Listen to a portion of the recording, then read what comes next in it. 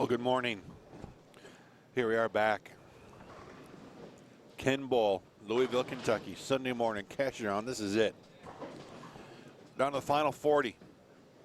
Top 8 move on with a chance to win $12,000 in the Bradley Open title here. 40th anniversary Bradley Open. Brought to you by New Center Consulting, Motive, Classic Bowling Products, and Big 4 Bowling Performance Socks. Craig Elliott here, Bowlstream TV. We got Tony Lambert, 3-time champion of this event. Nate Garcia, DJ Archer. In front of us off camera, we got John Perez, Derek Roseberry, Sam Cooley.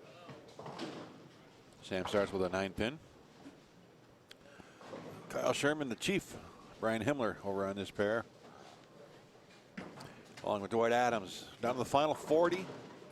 You see a lot of very familiar faces. I believe it's 6 gamers. This is game 1 of 6. Pins from last night did carry over. So Brian Walczak is the current cut number in 8th.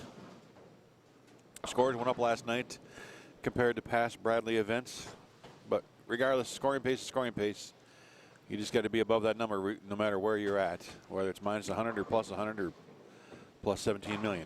Doesn't matter. Just don't be a pin behind it.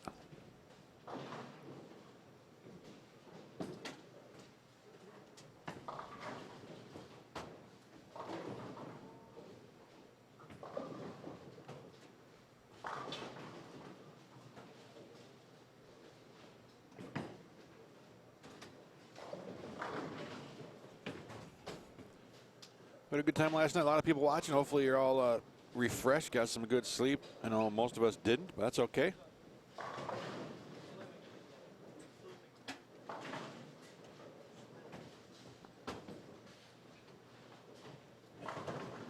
Sleep's overrated. Get that tomorrow.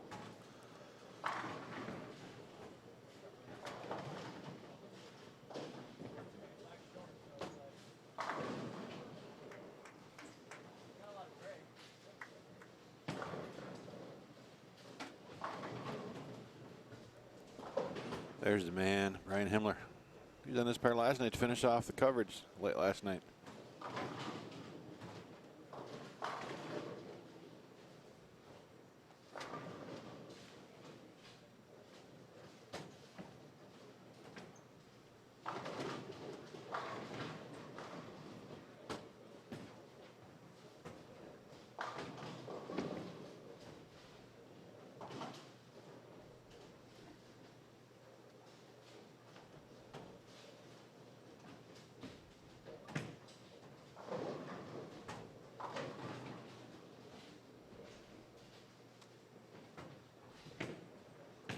So it'll definitely take a little while to wake up this morning for everybody, so just enjoy the coverage as we got going on here.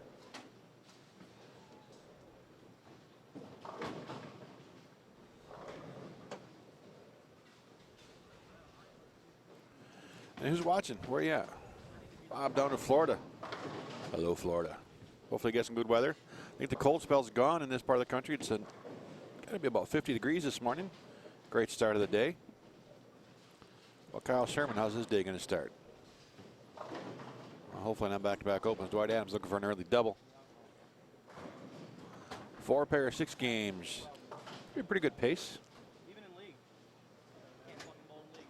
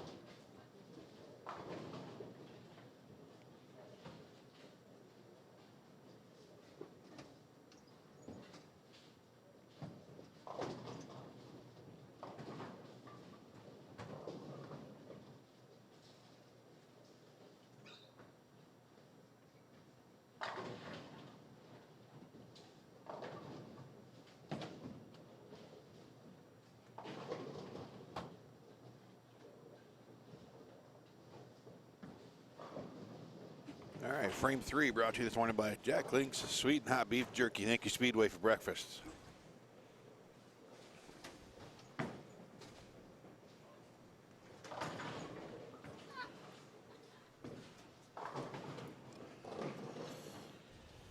Morning, Mike Roseberry. I'm guessing you're tuning in to watch Derek. Well, you get to see him off to your left or right there, between cameras. Dwight Adams, good-looking shot. Oof. Sometimes bowling's just not fair.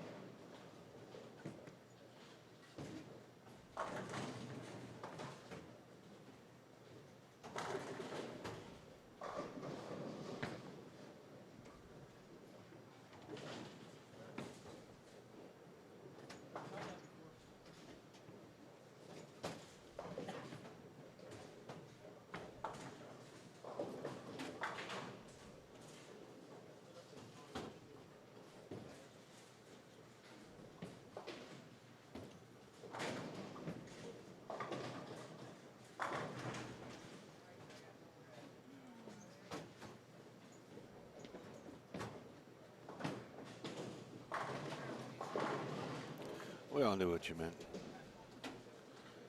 That funky looking ball going on lane. It's got the big patch of white in it. Sometimes, depending on who's throwing it, man, that ball looks, it's different. It's different going down lane for sure. We saw a lot of them this week.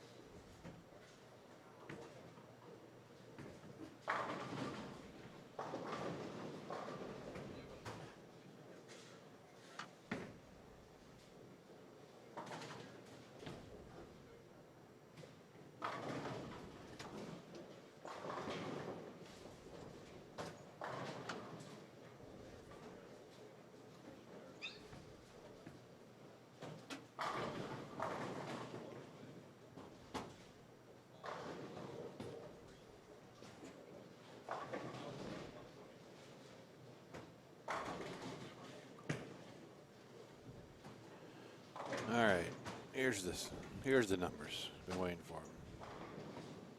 No, sorry, those aren't the numbers. Let me get the right sheet here. Here we go. Top 8, Tommy Jones, Justin Knowles, Kyle Sherman, E.J. Tackett, Graham Fobb, Matt Ogle, Sam Cooley, and Brian Wallachek. Brian Wallachek right now, the cut number through 6 games at plus 183.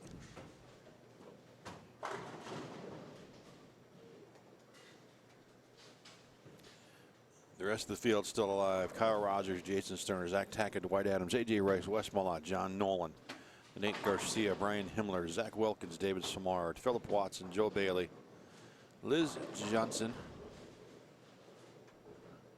Kyle Troop, Chad Roberts, Frank Snodgrass, Daniel Deno, Brandon Robertson, Tom Smallwood, Tony Lambert, Tommy Tikiaz, Ryan Lakota, Derek Roseberry, John Perez, Ronnie Sparks, Brad Miller, DJ Archer, Sean Nauman, Derek Chafin, Matt Gasson, and the number plus 74. Last man in the top 40, Vernon Peterson, the captain. And just missing by a couple of pins, Jeremy King, Kyle Mayweather, Brian Robinson, Giselle Paz, Kurt Pielon, J.R. Raymond, and on down the line. That's your top 40.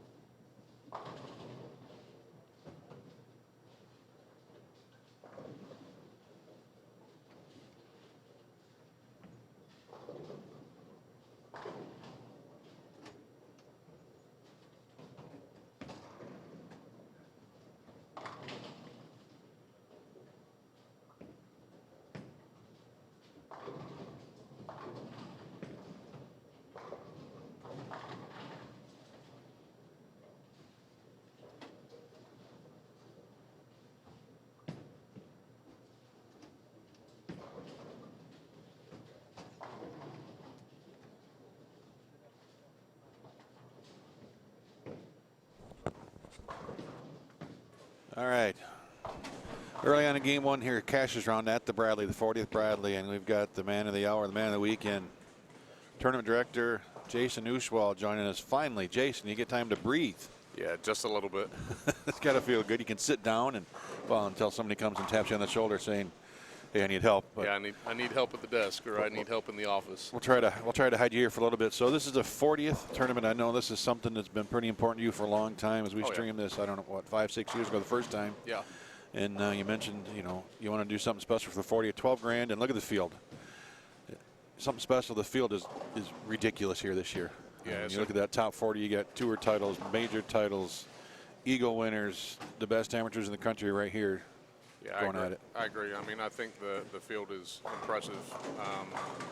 But, you know, like you said, it's a good range of everybody. You've got a major PBA and PWBA titleists out here to great amateur players to multiple time champions of the Bradley to, you know, people that have come through the re-entry. So, you know, there's a lot of people that I think probably, you know, view sometimes and they think it's just the high-end players, but it levels the playing field. Even though the shot was a little bit different this year, obviously, and the shape was a little bit more, you're still having to put a premium on good shots, good shot making, good spare conversions, and being consistent and accurate. So it's worked pretty well. You know, I mentioned to the viewers this morning, it doesn't matter what the number is, it's a number. If the cut's minus 100, the cut's plus 100, doesn't matter. Right. You just got to be in it. And that's what these players understand, and they'll figure out a way to get where they need to be, and that's where we are right now. Yeah, I've had positive feedback from a lot of the guys out there. I mean, you know, I always like to hear what they have to say, and bowlers in general. You know, we're here as a service to the bowlers to put on an event for them to make money and compete, and that's what they all want to do.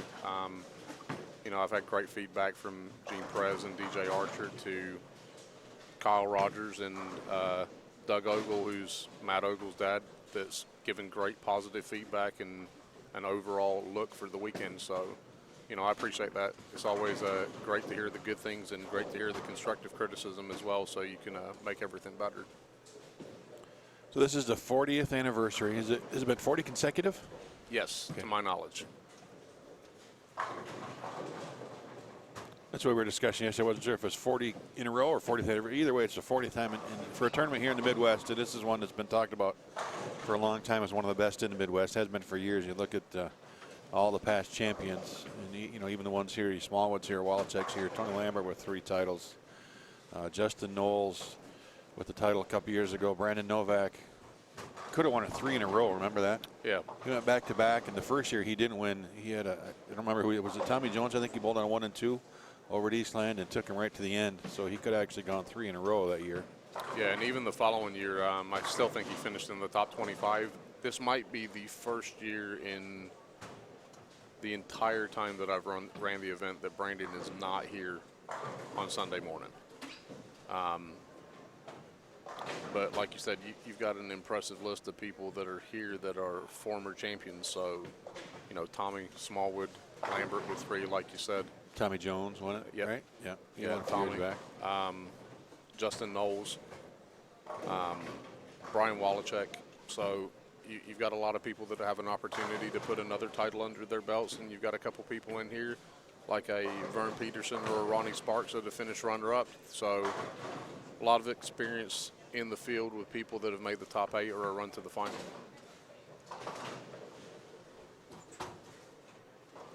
Give our viewers a little history of the event. Of course, we were at Collins Eastland Lanes. But I'll let you take that place, but it was sold, so it moved around a little bit. So where are we now? What's the history, and what do you see the future? Well, I mean, like you said, originally it started with the Collins family. It was named after Mr. Bradley. It was a great put together event, which I was given the privilege to be tournament director of before I'm the owner/tournament director now. Unfortunately, Eastland closed. There wasn't availability at the time to move to Southland, which would have been, you know, history-wise great for the event. We had an opportunity to move here to Louisville. Carter family have been fantastic, extremely accommodating. You know, the challenge for us is switching surfaces will always be a different challenge. You go from first-generation Anvilane at Eastland to HBLs here, and you're dealing with a completely different aggressive service. To try and make that pattern and keep the integrity is always a challenge. So, you know, moving forward, we'll always try to keep the shot challenging. We've already started talking to a couple of people in regards to the pattern design and looking to make adjustments and improvements so that we can keep the integrity tough. Location-wise, I've been asked a ton of questions in regards to the location as we continue to expand. And I always say that I'll take that 1 year at a time. All I can say right now is Bill Carter and the Carter family in general have been super accommodating. They've put on a good show for us. Anything that I've asked them to do, they've been on it immediately. I think the lanes have ran pretty well, other than your typical machine issues here or there. The staff have been great, and we've in general had a good time. Yeah, I don't remember any delays as far as lane. I mean, a few deadwoods or a pin spot here and there, but that's standard. It's not like anything broke or fell apart where there's any type of delay. So that's always good to see. No, not at all. And I agree with you. They've invested some money here as well. They've put in a nice new monitor scoring system, and it's made the scorekeeping on our end and viewability for anybody that's here in the building made it pretty easy for them. Well, I'm always a big fan of the new scoring monitors. It looks much better on the stream. Oh yeah, than the old CRT monitors. These new ones are nice, and this center looks good. Yeah, looks great in here. 36-lane center here at Ken Bowl, just a few miles from the airport. That's the nice. I didn't realize how close we were to the airport. Of course, you got Strike and Spare, which is like a mile from the airport. What are we, maybe 3 or 4 miles here? But it makes it easier for guys to travel in. Yeah, really close to the airport, really accessible. Yeah, it's about 8 miles from the airport and 8 miles from Executive Strike and Spare. Ironically, with that, I'm the new general manager at that facility. I took over about a month ago. So there's a lot of history of bowling here in Louisville, and here's Tony Lambert. He knows a little bit about history here, and there's nobody that wants to see him start striking at the Bradley. Yeah, he's got a tradition of winning here. The only individual to ever win 3 times. The string stops at 8. Still going to be a good game 1. Good start. Way to get all the blocks. DJ Archer. He made that 210 earlier. Another split. But not the start he was hoping for. Of course, schedule-wise, you can't really get into that until next year till you kind of find out what else is going on, right? But the same time of year, right? Late January, early February, somewhere around there, depending on what open weekends are. Yeah, I mean, I'll be honest. I mean, I think that looking at it this way for the Super Bowl weekend is probably the weekend I'll steer towards moving forward. It's just worked out well for everybody. It's navigated us around a lot of other events that people may typically bowl, and at the same time it gives everybody an opportunity to play. I think that's always been my big aspiration. I've always wanted to see everybody have an opportunity to come out and bowl. It doesn't matter if it's the tour guys and the ladies or if it's someone local. There's a lot of events to navigate through a season, as you well know, Craig. I mean, trying to find a date. Yeah, it's impossible. That doesn't conflict with anything is You're better is off trying to find Bigfoot. Yeah. Right. No, I agree. But yeah, that's our aspiration. I mean, it worked out well. I personally called the PBA office this year. They were extremely accommodating. I'd asked them if they'd heard of the event. They said yes. We've got a lot of positive feedback, and we'd love the bowlers to be able to attend and make it. So I had asked them if they could provide me with a list that I might be able to navigate around any tour stops. Obviously, they couldn't release that to me until they released it to the general public for the new agreement with Fox. But as they were doing that, they gave me an outlay of dates, and Super Bowl weekend for most things are pretty much blacked out. Bowling doesn't typically want to or need to, for that matter, compete with the Super Bowl in terms of ratings.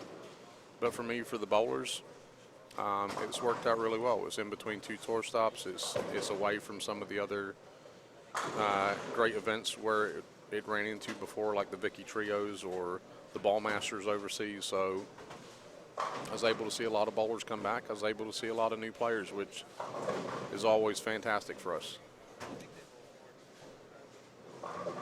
Think this is the strongest field you've seen yet? Probably, Gotta yeah. be pretty close. Yeah, it's got to be pretty close. I mean, you've had Tommy and DJ and some of those guys here in the past, but top to bottom, we got Sam Cooley in front of us, John Perez, who's now living up in Indiana. yeah, Great international player, and Liz Johnson. yep. I mean, She's kind of good. yeah, just a little bit. Yeah, I was ecstatic to see Liz come 2 years ago.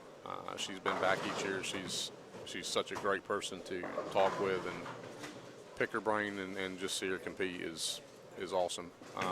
We actually had, I didn't mean to cut you out, but look, moment yesterday on the two cameras, we actually had at least a portion of 3 of the teams that made the Rolf Holman doubles finals, on camera at the same time, and that was just 2 weeks ago. So yeah, it's not just a good field, but teams that are bowling good. Matt Ogle, Yep. He won the event.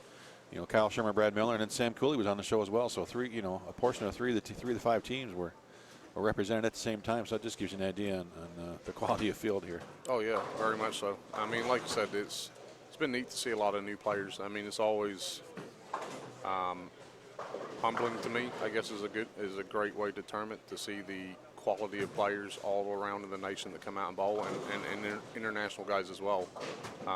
Sam's first event out here. Gene's been a couple times, but we've never had. Call him Gene or John? What's the right answer? Do you know? I don't know. Neither do I. I can definitely find out. Nobody seems to know. That's the problem. Even the guys that know him, they all say it different. So that's Mr. right. Perez, I guess we got to go with. Well, it's the same with Mr. Holloman. I had Michael. I know. Yeah, I had wrongfully called him Mikkel, and he let me know that it's the wrong way to pronounce it. Well, that's his fault because the way he spells it. Yeah, that's what Jake told me as well. He said, you spell it like that, you might get a different pronunciation. But then again, my last name, it gets butchered, so I definitely appreciate the pronunciation things. But 276 start for former champion there.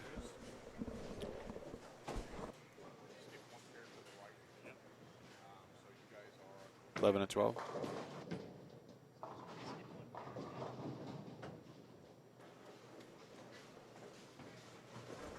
Sorry about that. That's my dream as a tournament director, is that sometime the bowlers would listen during announcements and know what pair to move to. I mean, someday.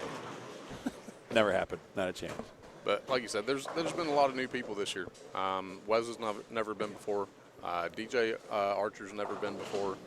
Molandado hasn't been here before. Oh, I thought DJ's bowled this before with Tommy. Nope. They're good friends. Of course, we had Mookie Betts here this year. He made it into the advancers round last night. Yeah, he bowled great. He throws it well. So yeah, a lot of new people this year, which has been fun, and obviously to see a lot of returnees, it just is gratifying to see that they think I'm doing a really good job with the event. So it's good to hear. So just skipping a pair to the right means we'll get another game with Himmler and Sherman. And we got a former Masters champion, John Nolan, coming in between cameras. Sean Nauman on that pair as well. So player movement coming right now, game 2. We'll get ready for it.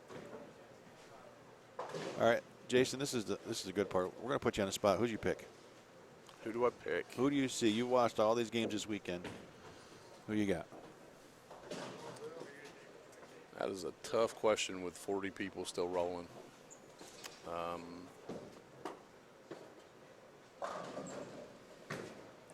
I don't know if I could tell you at this point. I really don't. That's the good tournament director answer. Yeah, it is. I mean,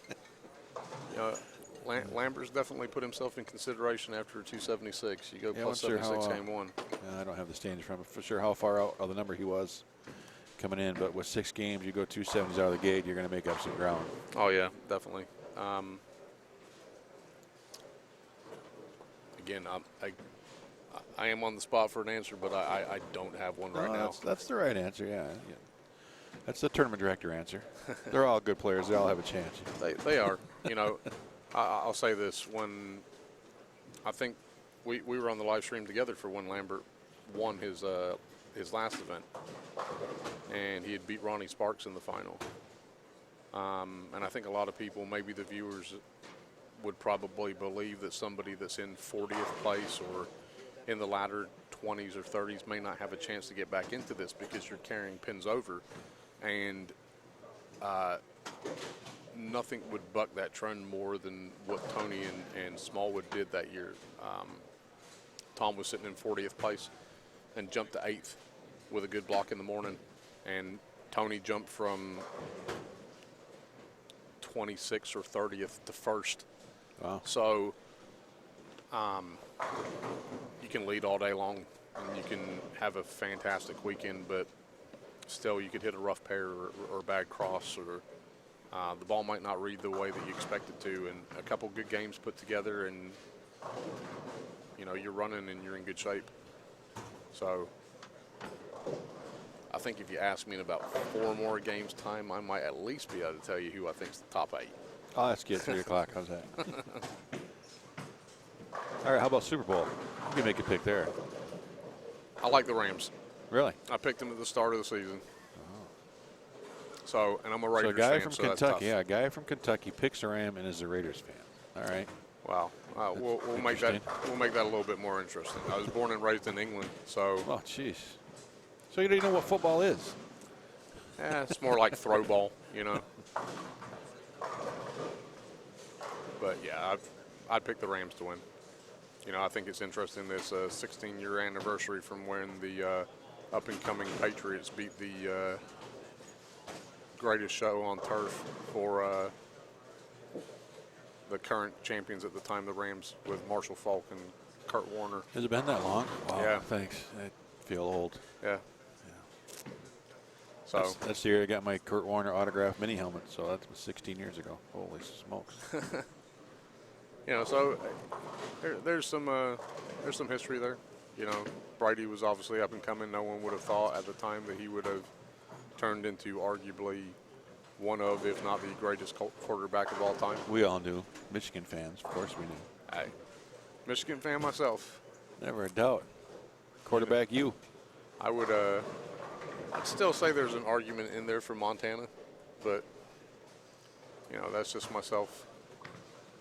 But yeah, I like the Rams. I think their defense is good. I think they've got a lot of understanding of how the Patriots are going to play. You've got former players from the Patriots on the Rams team, from Brandon Cooks to Aqib Talib to coaches on the sideline.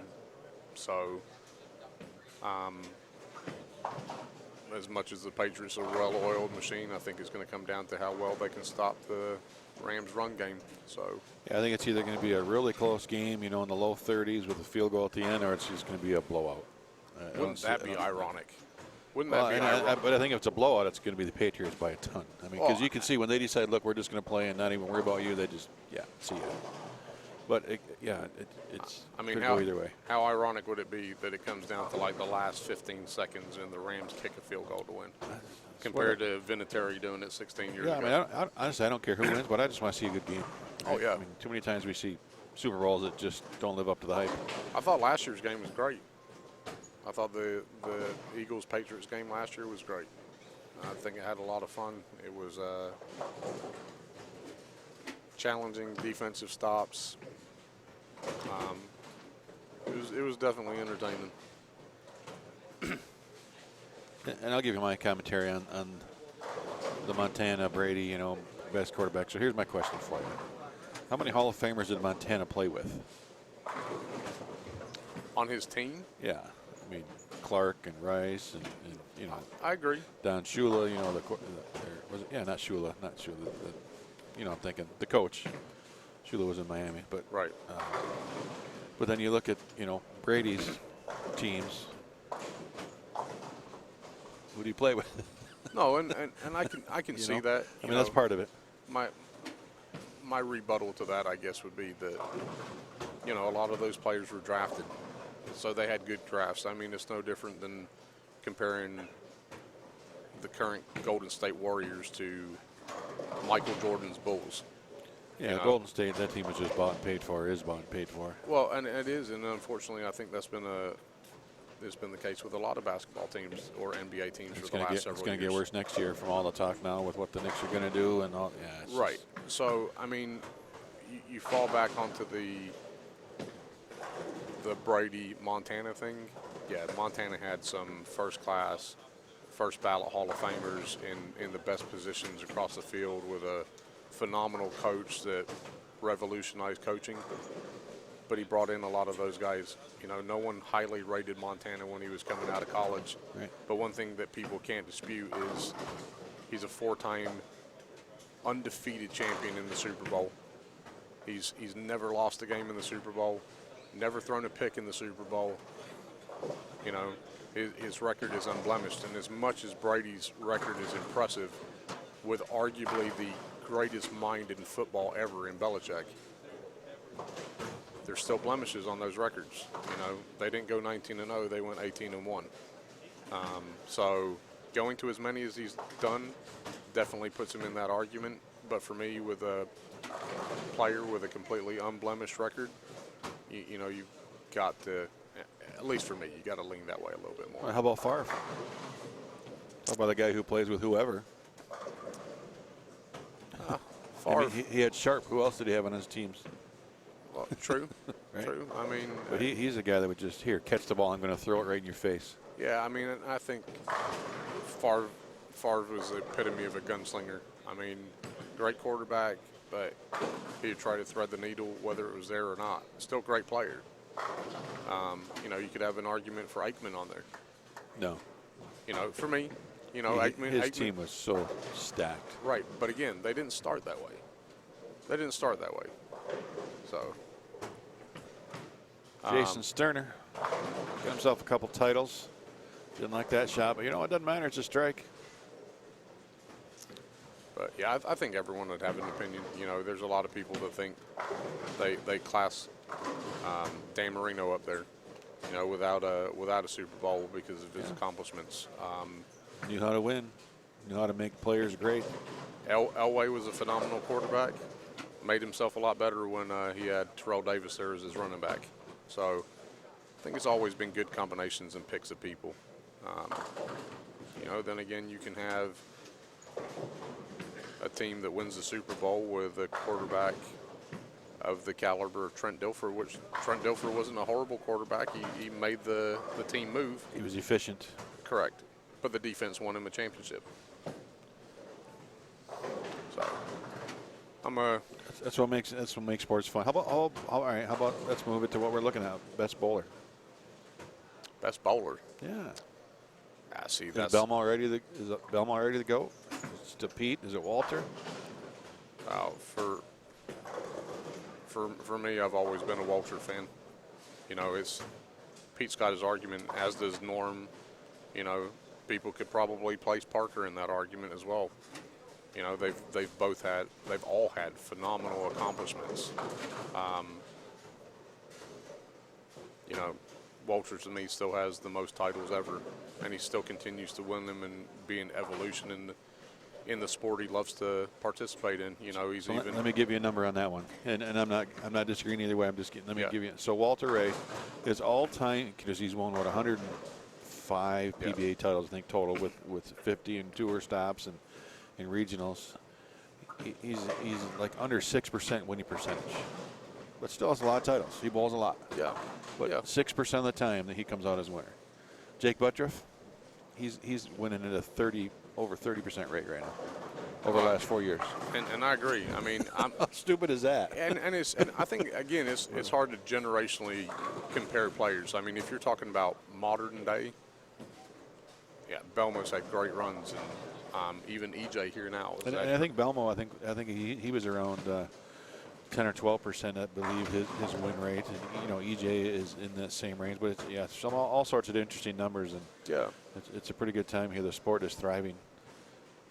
Yeah, I mean, and I think a good comparison that we use parity-wise from other sports is you look at some of those Hall of Famers that all competed together, and I think a lot of the field that we have here today and the ones that we watch weekly on the PBA will arguably be Hall of Famers in the long run, whether it's Well, let's Jacob look right here. Belmo. Wes is Hall of Fame eligible. Tommy Jones is going to Hall of Fame. Yep.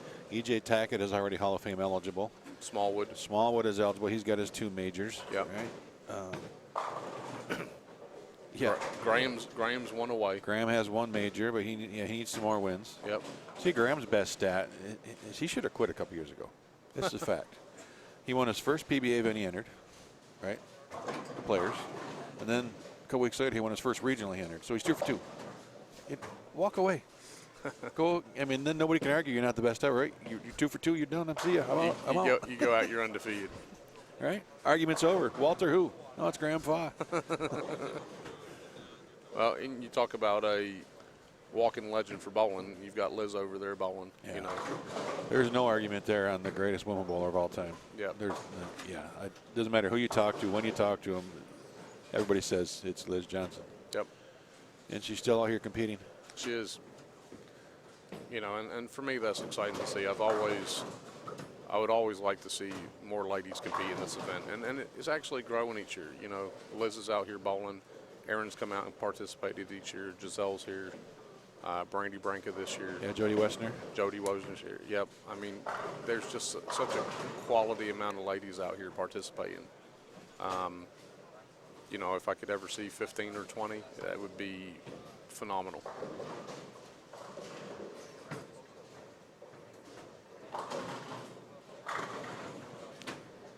Pretty strong ball roll from Kyle Sherman right there. Yep. Oh, Garrick Burst. We'll get to Andrew Anderson once he gets within our range. Where is he? Did he make this round? Andrew did not make the cut. Well, then we're not going to talk about Andrew. We won't say his name the rest of the day. How's that?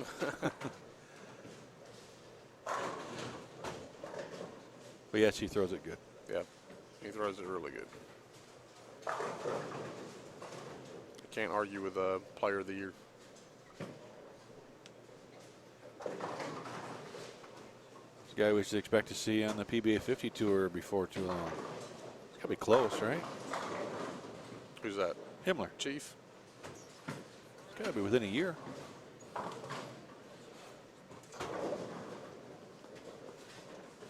Quick way to find out. Maybe. Hey Siri. John Nolan, yeah. Former Masters champion there over on 27.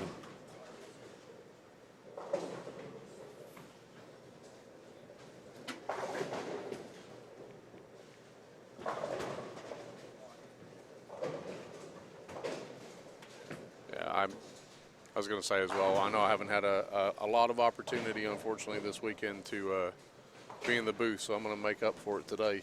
But I always like because everybody's tired of hearing me talk, I guarantee you that. I definitely want to thank everybody that helped made this happen. You know, obviously the bowlers first and foremost. If they're not here, they're not supporting, they're not giving positive feedback and constructive criticism and things that we can do to constantly evolve the event, you know, we wouldn't be here. Every sponsor that's helped make this event happen, Glenn Hartshorn especially, first and foremost with New Center Consulting. Glenn's a great friend. He's supported the event ever since I asked him to be involved. He wasn't able to make it this year because he's had, I think it was double hip surgery. So That's a good excuse. yeah, it's valid. But I'm sure, like per normal, he will not listen to the doctors and he'll be back at the grind before they tell him he's allowed to. But without his help or advice, feedback, support, I couldn't have done the job I've been able to or afforded to do with it. Classic Products has been an awesome partner. Sarah French was here this weekend. She is phenomenal to work with, super supportive. Here looking at the event, and that's what I've always asked and always wanted for any of the sponsors of the event.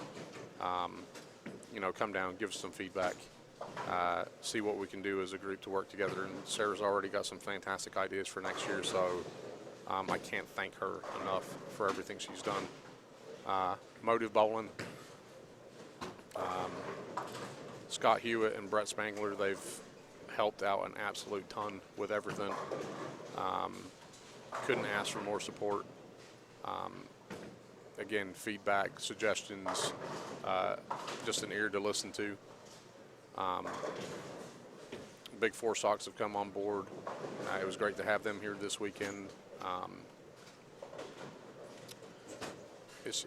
Overall, all the sponsors have been super supportive, and I appreciate everything that they've done. So Yeah, we talked about them all weekend. It's without sponsors, it's hard to have these type of events and be able to showcase them, let the fans see them, have the streaming, have your added money that you had, in the singles event and the doubles event.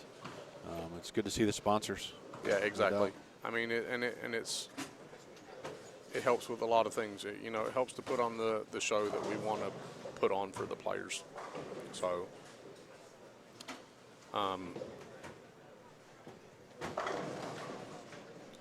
And here's our update. Tommy Jones still the leader. Graham Foz making a run at him. He's only 13 pins back now. Justin Knowles, E.J. Tackett, Kyle Show. So in the top 4, we got 3 former winners. All right, with Jones, Knowles, and Tackett. Yes. And Kyle Sherman, Sam Cooley, Brian Wallachek, Matt Ogle has now jumped into the top 8. So you have 4 former winners in the top 8. And here comes A.J. Rice. A.J.'s first game last night in the advances round, he had nothing. He had $140 and 0 look. And now all of a sudden he's up to 10th. Where did Lambert jump to after the 18th? Vernon Peterson jumped to 21st. He was the number. Vernon went from 40th to 21st with 279. And Lambert jumped to 18th. So some changes. A couple of big scores there. Vernon, the big mover, as he was surprised that he was the number at plus 74 yesterday. Yeah. That cut jumped 42 pins in 2 games. Yeah, that was huge. What in the It was world? huge. I know a couple guys come by me and they say, I'm 60, 70. Oh, yeah, you got to be good. Yeah. No. Well, and then you look at the cut for B squad, and everyone's like, it's going to jump at least 10 pins. Jump like 3. Yeah, it's interesting how cut numbers go. It's always hard to figure them out, but it just goes to when this field is sniffing a number, they go out the last game or 2 and get what they need to get, and there they are. Good shot from Sterner.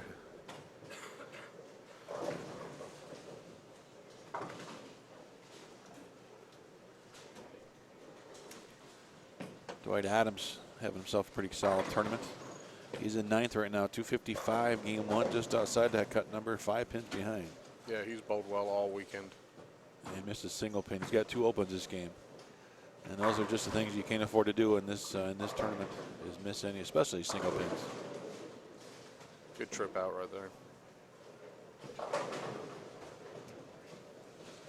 Here's West in 12th. Definitely putting a good run together there. Can't complain about the front 6. 26 out of the number coming in. Shot 300 in qualifying. Yep. Very quiet. Nobody didn't even know he did it. Yeah. He was down on the low end, and he started here. Yeah, somebody said, I think West shot 300 this morning. I said, what do you mean this morning? Like a couple hours ago. Yeah. Just very quiet. And for everybody watching, that's really a rarity in this event. For the time that I've owned, operated, been the tournament director for the Bradley in 7 years, going on 8 now, there's been 3 in that entire time. How many was there Friday in doubles? I lost count. Lost count. It had to be almost double digits. Yeah, I Had to be close. had some feedback from some spectators and stuff, and they're like, do you ever aspire to make the singles shootout that we did at noon on the Friday, or the doubles tougher? And I said no. No, absolutely not. Yeah, No. I said it's a fun, laid-back atmosphere. A lot of the guys come out for social interaction. Is there money involved? Of course there is. But it's just fun. It's fun bowling on stuff like that. Is it a strike fest? Are some people going to get frustrated? Always, because you can never make everybody happy. But it's just a fun event. The single shootout was created this year because I had a long conversation with Kurt Pelon last year. Came into town early, didn't have anything to do. Asked if I'd be interested in putting something extra together. We put it on the floor, and we had 55 people turn out on the first year at noon on a Friday. So those things will always stay fun, you know. Well, I can tell you, and I told you, I think Friday or Saturday, I don't know what day it is now, that, I can't even tell you how many tournaments I've done now in the last 6 years, or how many days I've sat behind these monitors and watched bowling, but it's hundreds. And that step ladder, or the match play that we saw Friday night is by far one of the best I've ever seen. Yeah. I mean, we had, it didn't matter if it was a strike fest, because it was, you get in the Baker format, and it was pair to pair, and it was just, guys making shots they had to make. What A.J. Rice did with a couple split conversions in his matches. Yeah. He did it in the singles too. Yeah, that final couple games in the doubles, I'd put that against any show over the last 6 years that I've been a part of, and that was phenomenal. Yeah, it was, and I think sometimes people get wrapped up on the condition and what people are doing. When for me, it's a premium on good shot making. It doesn't matter if it's a walled up house shot or a tough PBA pattern, bowling the Bradley this year or bowling Bradleys in the past. You still have to make good shots. Your ball still has to go through the pins well. And that's it. You have to get your ball through the pins. I remember hearing guys walk around here Friday night, guys like, I never missed a pocket. Average, 2-0. Well, there's more to bowling than in that 1-3 pocket. Right. I mean, watch this shot from Wes. This is where Wes is so good. His soft hand, but watch the way his ball goes through that 1-3 and the 8-9.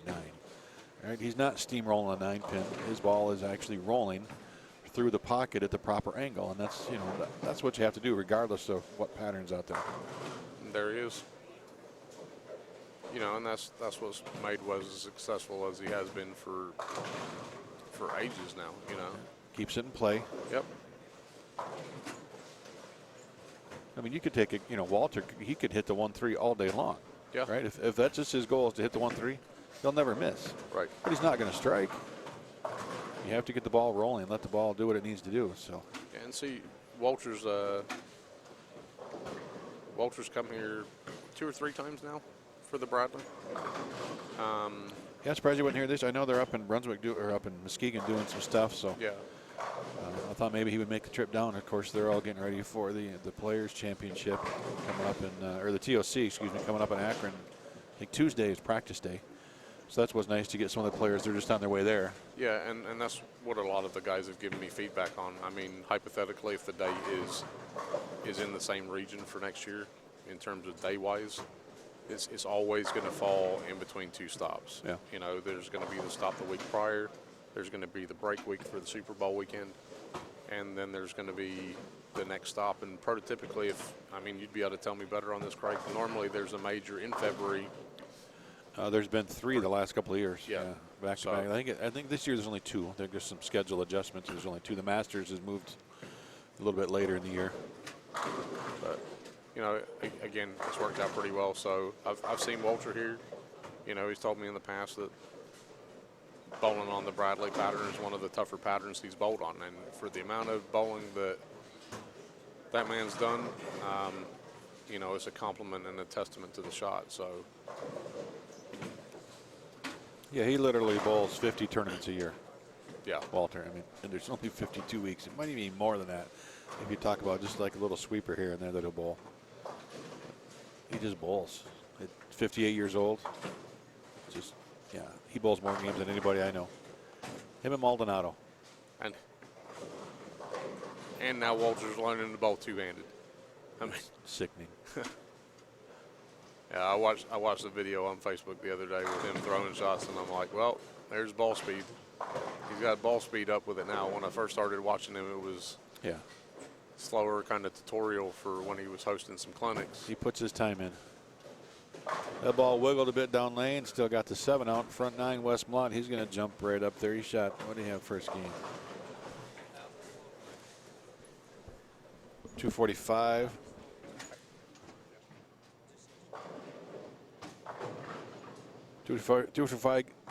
Try that again. 245 game 1.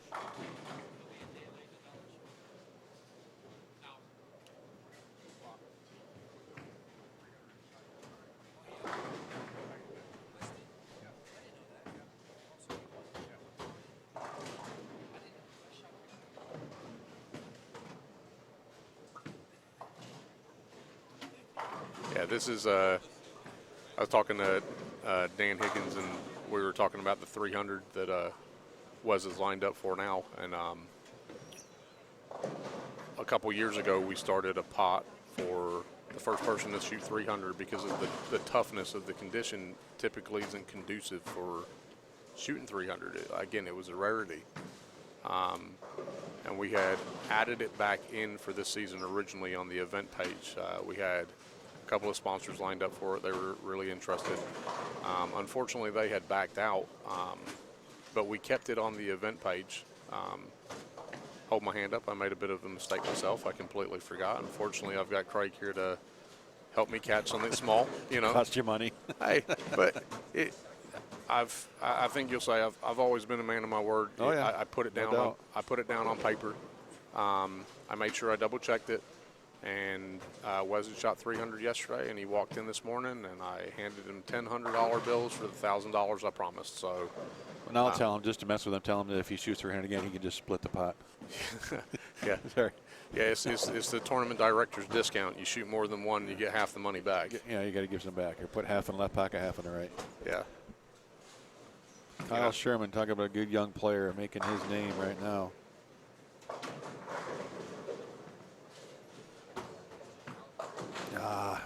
That was a fill ball, so it's okay. Yeah. So Big Wes could be the man of the hour again, making that move. This will jump him into the top 8. Well, I will say if he pulls this off, he will literally be the first person ever in the 40-year anniversary of this event to shoot 2 300s in the same tournament.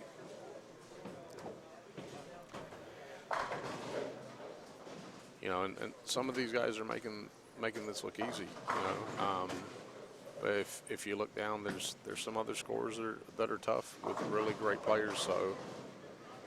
Well, when you give the players of this caliber, this is the 3rd time that they've seen this pattern now, and now you're getting all the players that are bowling well. They're going to break them down even better. So it's no surprise to see scores going up today. It just shows you how good they are. I mean, they'll figure it out. Oh yeah, definitely.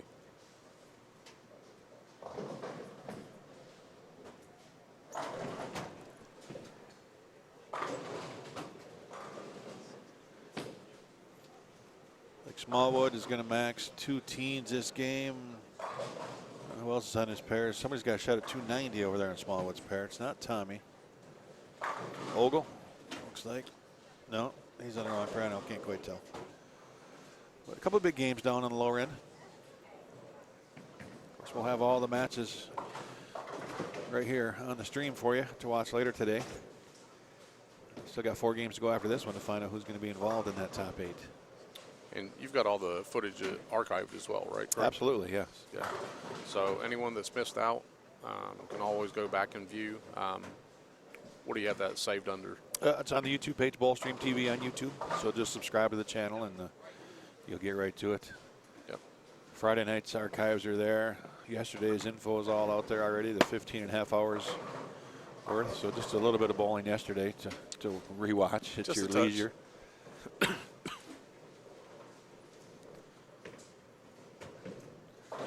And this isn't even about West shooting 300 for him. He knows he just, you know what? I want to move up the standings. Oh yeah, yeah. I think that's what all these guys want to do this morning. It's not about the number that they necessarily post. It's just catching the players ahead of them. And an interesting thing, he didn't like that at all. Yeah, yeah, it's a horrible shot. Wes, do it over. Yeah, don't take that. To give the guy an idea of the guy's mindset, though, at this level, you remember a couple years ago when Lavoie shot 300 at the U.S. Open? Yeah. He was going to make a ball change on the fill. It was a semifinal match. His front 11, he was going to make a ball change because he wanted to make sure he was lined up for the final match. Yeah.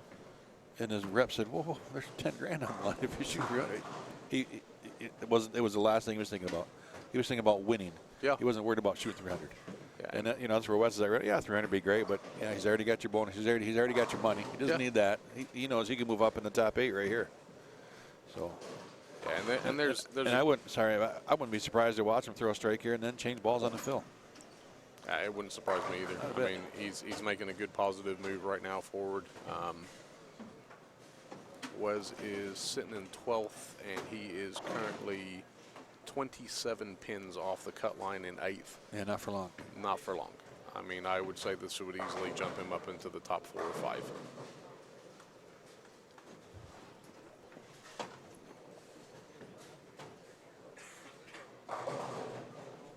That's Joe Bailey with a shot at 290. Over on 21-2.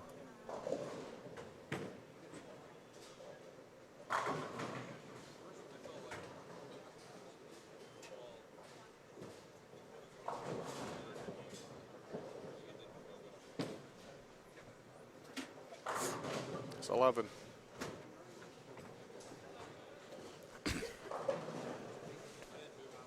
No, he's not going to change balls. He's going to make us look bad now. Thanks, Wes. Jerk. I'll have to talk to him after this. Come on.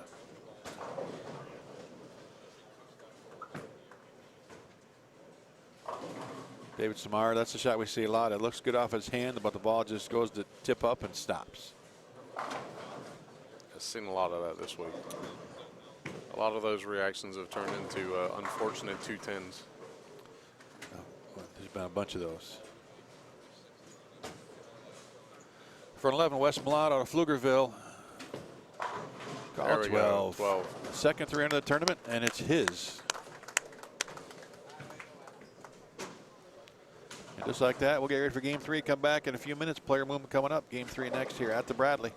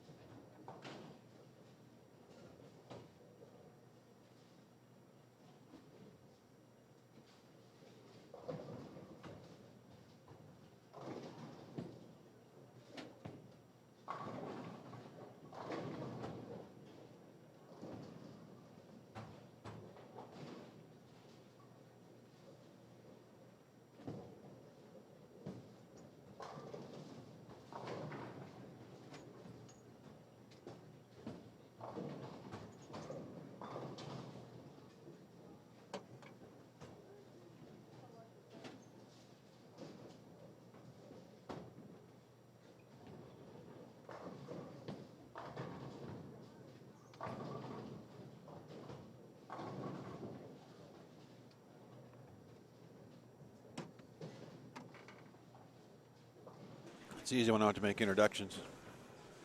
Ryan Lakota, Joe Bailey, Tom Smallwood, Tommy Jones. Joining our coverage here on one of our feature pairs. Wes Mlott, Jason Stern to move to the other one. Wes still striking.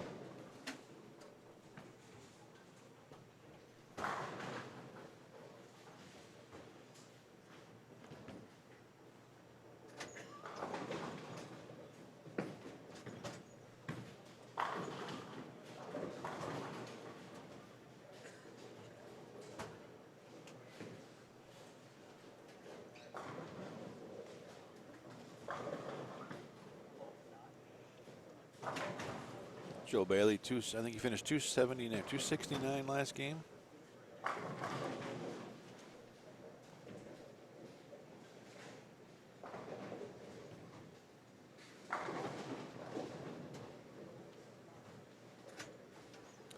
He was in 24th starting that game.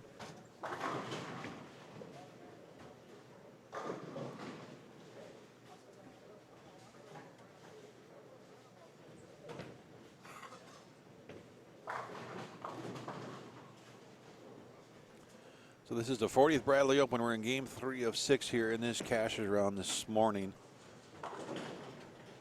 Hour and a half in.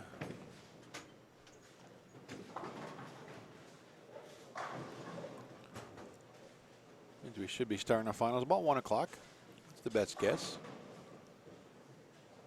Come from the top 40 to the top 8. This is Ken Bowl in Louisville, Kentucky. 40th anniversary of this Bradley Open. $12,000 to the winner. $350 entry, and a lot of former champions still in the field. Tommy Jones, you just saw, is one of them.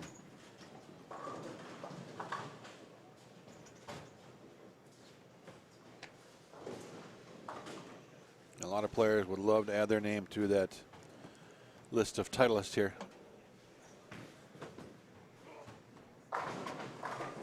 So if you're new to the stream, thanks for watching. Good morning, good afternoon, good evening, depending on where you're at across the country, across the world. Give us a thumbs up, hit the share button, blast us out there on your social media pages. Tweet it, snap it, Instagram, whatever that's called. Put it on Facebook, wherever you can. Tell the neighbors. We've still got a pretty good chunk of live bowling coming your way here on Bowlstream TV this morning and into the afternoon. And if that's not enough bowling, you've got the Chris Paul Celebrity Invitational on before the Super Bowl later today. So it's a Sunday full of bowling. Bowling here, bowling on Fox, and then, of course, the Super Bowl later tonight. As soon as I get those standings, Robert, you know I'm all over it, but I guarantee you he jumped in the top 8.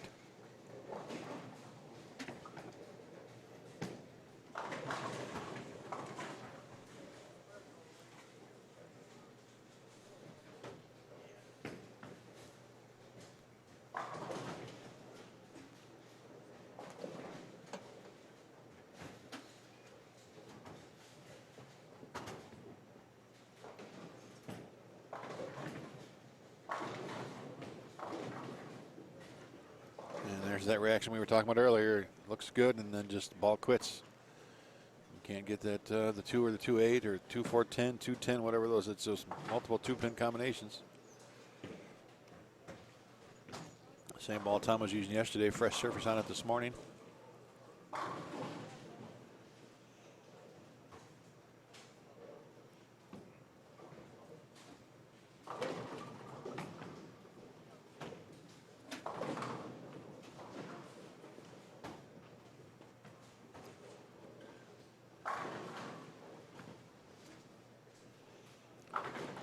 Morning, Matt Stevens, and everybody else out there watching. Thanks for joining us.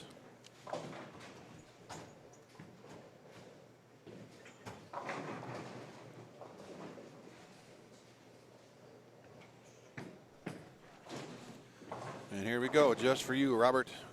Oh, and I dropped it on the floor. Updated standings. Graham Foss an hour later, 279 that game for Graham, goes to 1989. Tommy Jones falls to 3rd, E.J. Tacken in 2nd. Noel Sherman, and there's Wes Mlott in 6th. Matt Uggle, Sam Cooley. Your top 8, Brian Wallachek, 9 pins out. Vernon Peterson, 279, 269. How about Vernon? Starts in 40th. Goes plus 148 the first 2 and is all of a sudden in 10th. Joe Bailey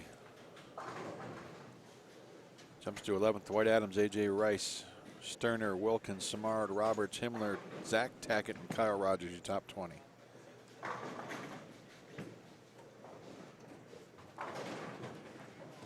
Early struggles, D.J. Archer, Derek Roseberry, Brad Miller, Ryan Lakota, Ronnie Sparks, Tommy Tikaz, Nolan, Derek Chafin, Snodgrass, Nelman. Find themselves well over 100 back, but obviously we saw what Vernon's done in 2 games. Same pattern as yesterday. That's the 3rd time it's been put down, but now you're talking about the top 40 here in this field that, well, they know what they're doing. They know how to navigate it, and they break it down properly. Hey, Jeremy Dixon, how you doing, my friend? Been a while, been way too long. And of course, Tommy Jones, he wears glasses quite a bit. And if you're in the Cincinnati area, Todd McGill, free food, Super Bowl sweeper at Colorado Bowl. Get up there and bowl in it. Sign up. Jeremy Dixon, talking to you.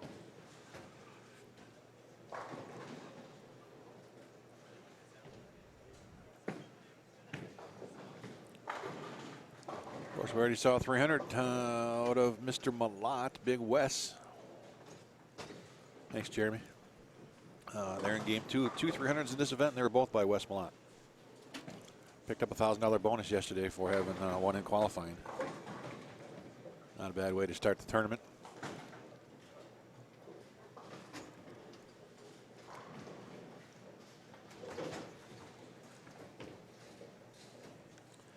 Sam Cooley's a number right now at 832, 9 pins ahead of Brian Wallachek. Cooley's 233, 207. His first 2 games.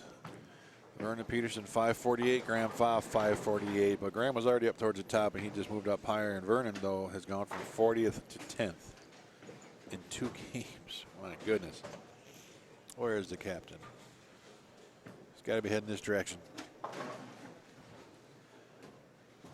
And that's our update right here live from the Bradley. That's all I got.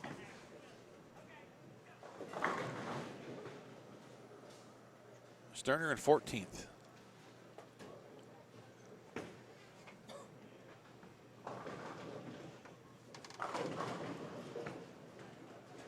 In between cameras, we've got Matt Ogle, Liz Johnson. Let's jump back over to Tom Smallwood. Smallwood's in 22nd right now. 258, 202, and you mean out of range? No.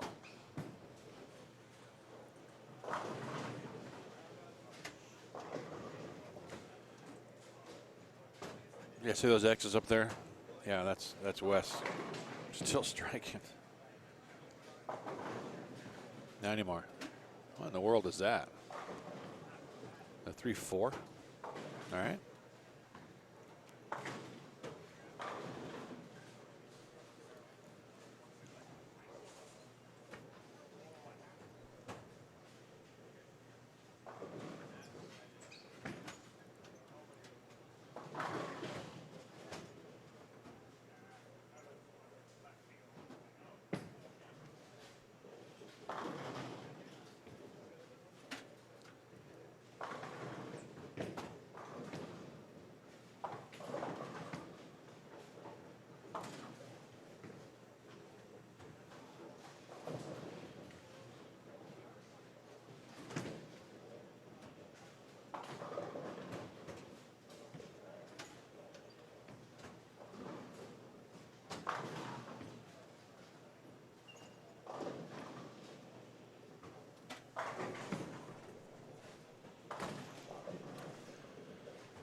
Okay, thanks for playing, Jason Sterner.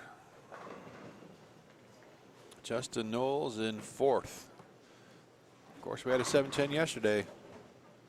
Michael Holloman converted it. Sterner, go ahead. Throwing a phantom. How about that? There's a throwback. Was he even born when that ball was made?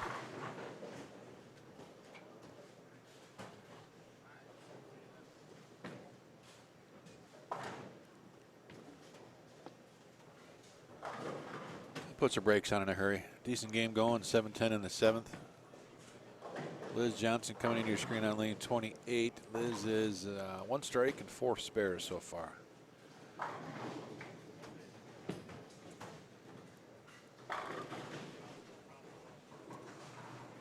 Oh, hang on, I went off.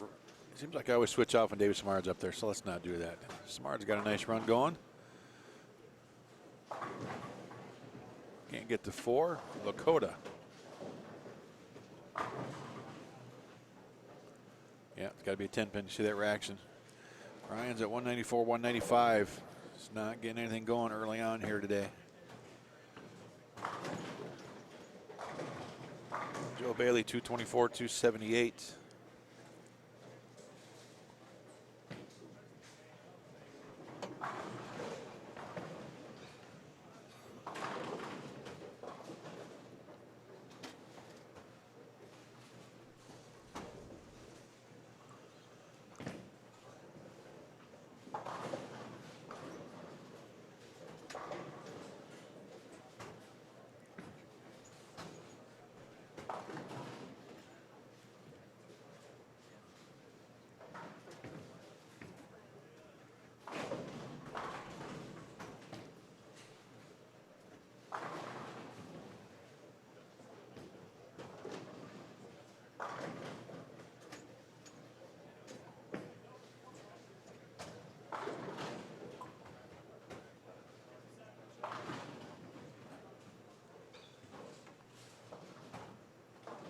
Look at how far right Sterner is there, right up against the rail of the ball return.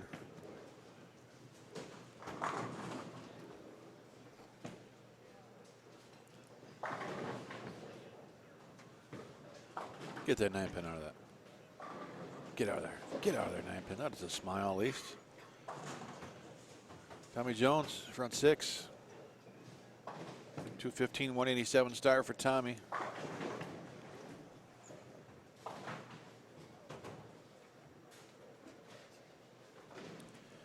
My best guess, Michael Roseberry. You can check the Facebook page for score updates, standing updates. Right now, after 2, it's Fa, Tackett, Jones, Knowles, Sherman, Malott, Ogle, and Cooley. Pretty solid top 8.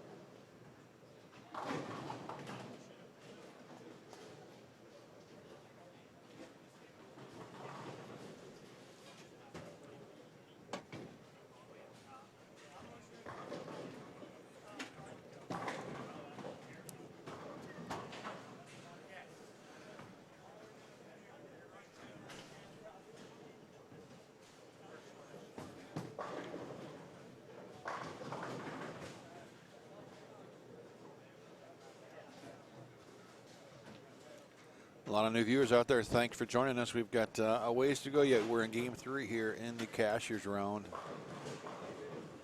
Cutting from 40 to 8. We went from 108 to 40 last night. We're going from 40 to 8 here this morning.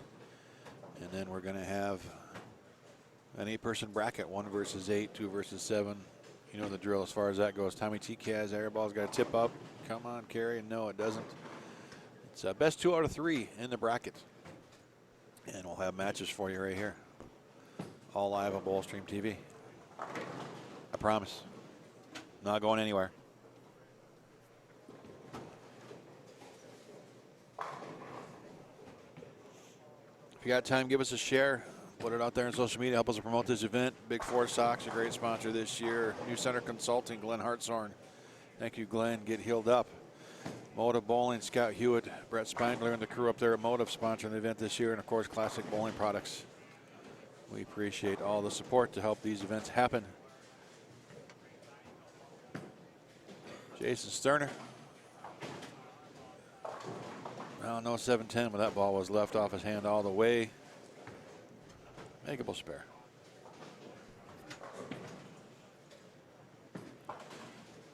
Got to switch off smart this time because we got Tommy Jones on the front 6.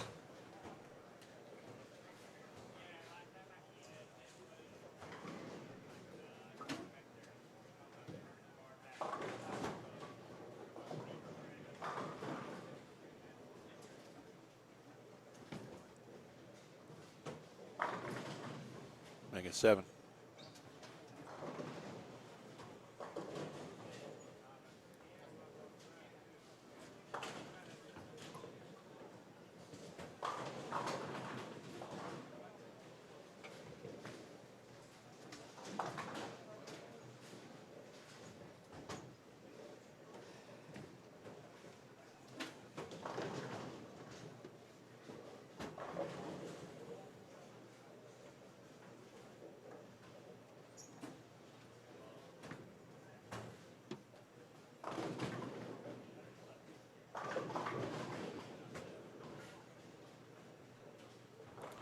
Bradley Open page on Facebook.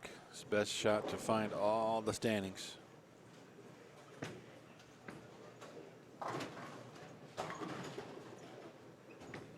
Good spare for Samard. Westmont 246 still out there on the scoreboard.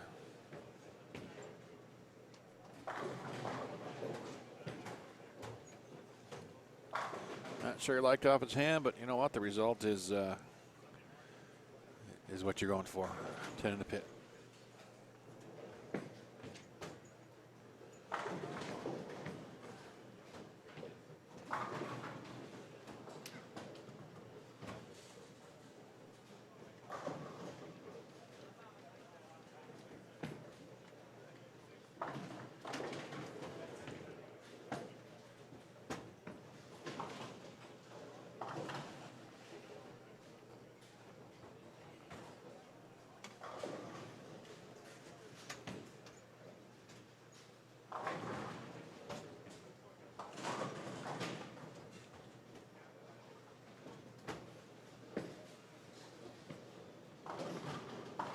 Matt Ogle throwing pins everywhere.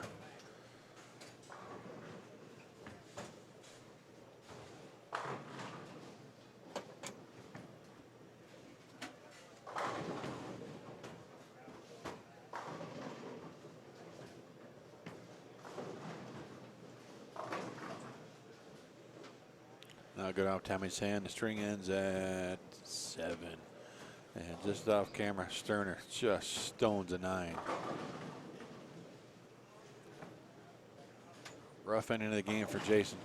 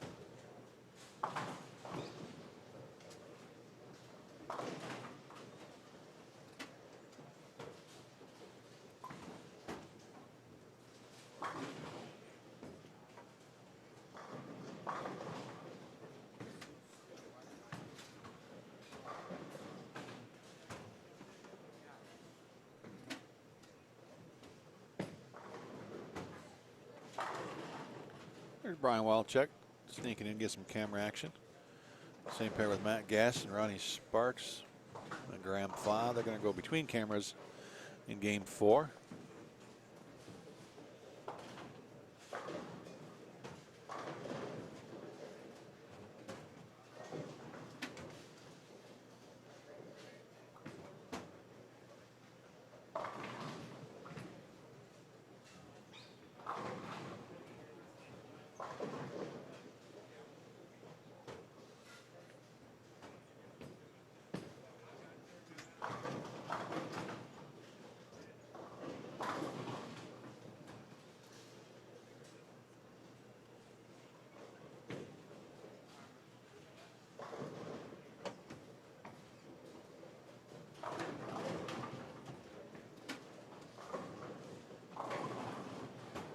Ball change, strike for Sterner. Not going to make it feel any better. 203. West Malott coming up. He'll still have a chance at 240s. 245 game 1 for West, 300 game 2 for West. Graham Foss 269, 279, and Graham has got possible 236 this game. So he gets up in the 10th frame.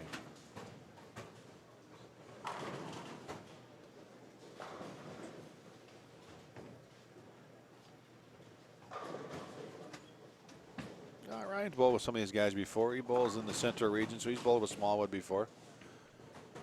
No doubt. Joe Bailey as well.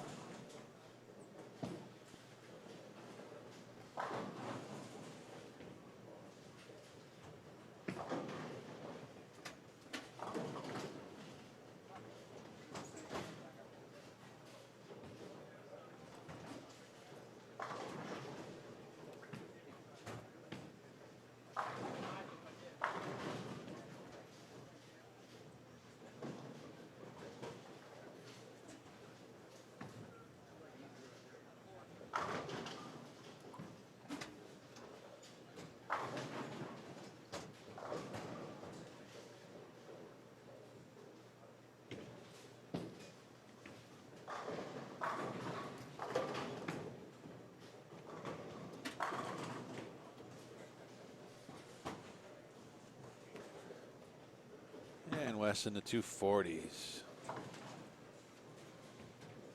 And just like that, this is the end of game 3. Halfway through the block here in the Cashers round at the Bradley. 3 to go. Game 4 is coming up next. Thumbs up time, share time, break time. Refill your coffee. Get your snacks in the oven on the stove for later today. Super Bowl parties everywhere. You can come back for game 4 right here live. Ken Bowl.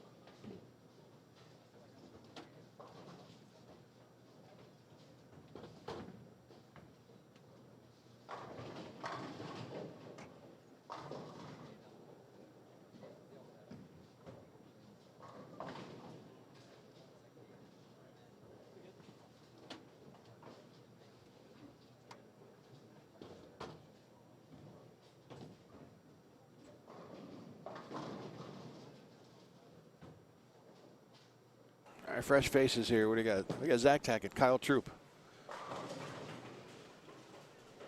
Franklin Snodgrass. And Smallwood, TJ, and the group move over to our right down near the camera. And we got Brian Walchuk, Graham Fa, Matthew Gasson.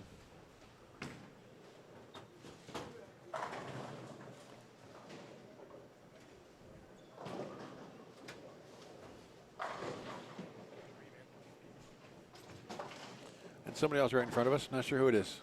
We'll find out soon.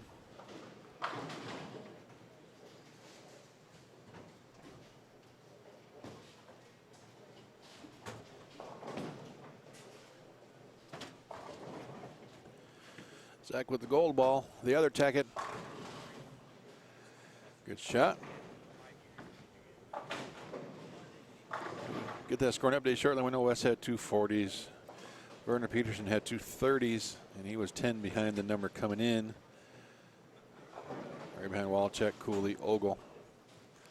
There'll be some shuffling around again as we're into game 4 here, halfway through that block, and Walchuk with an open frame. I don't know this guy's name, but he shot. Well, hang on. I think I can figure it out. Maybe. He shot 278 last game to go from -1 to +77, getting the number.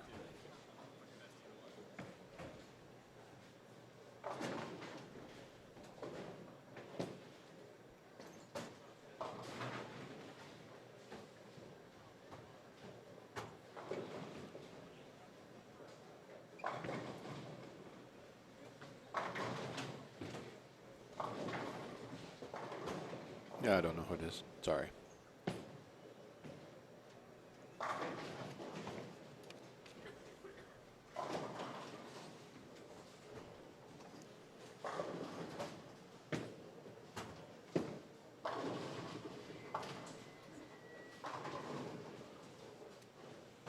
Joe Bailey get half of the first ball. You better get the other half of the second ball.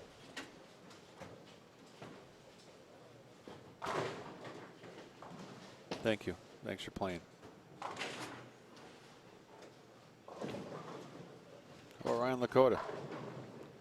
Make that 210. You got it, Ryan? Nope.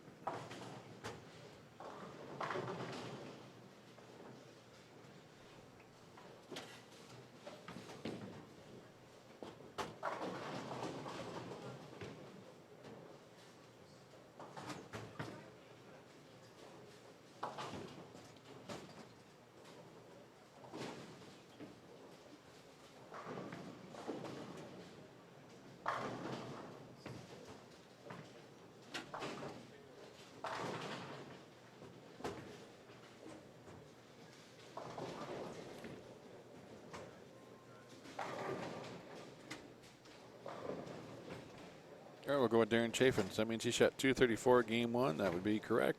15-12. Thank you.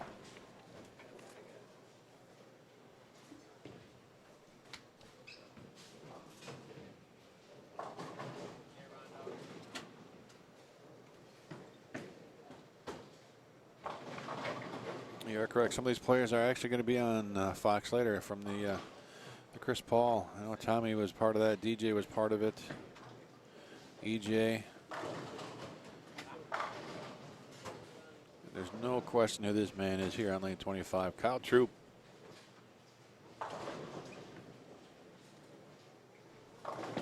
The colorful one.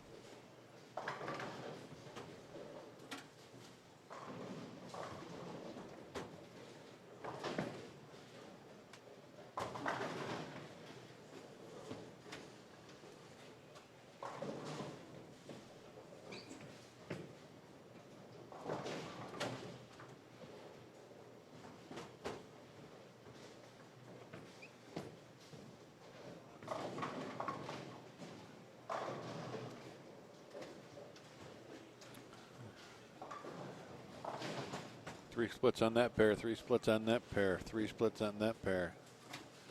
Red circles are the theme right now early on here in game 4, and that's not what people are looking for.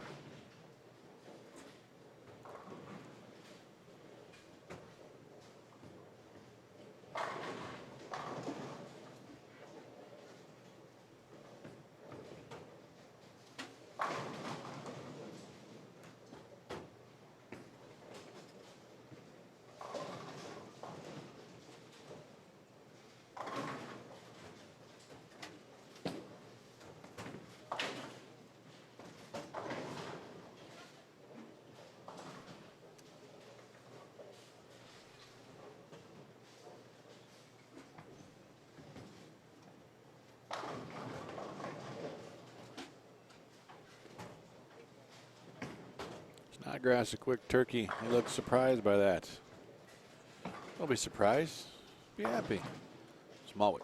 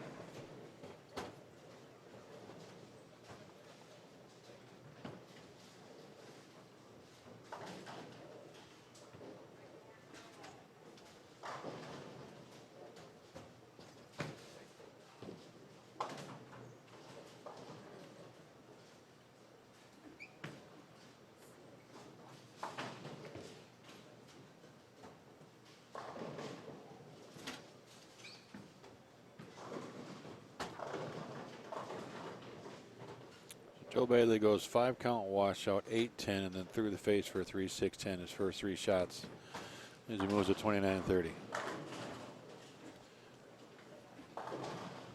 How's his luck? Not so hot.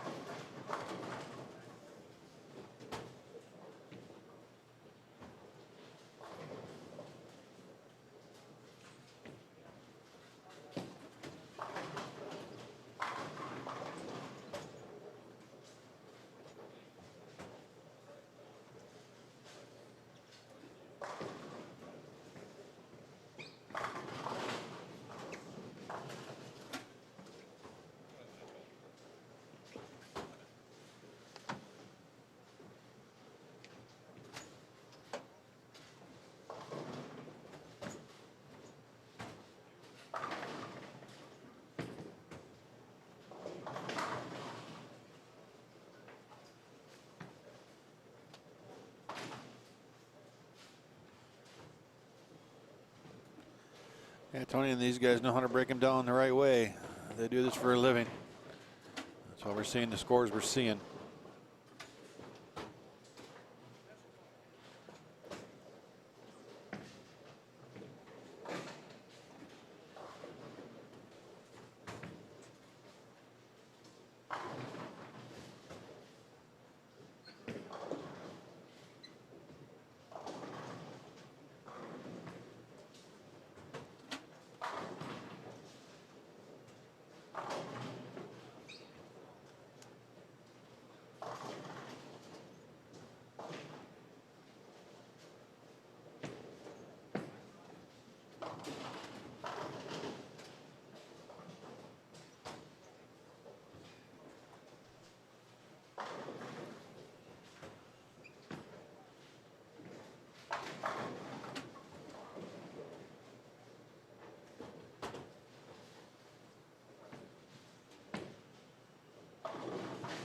And trip 4 for Joe Bailey, so he's getting closer.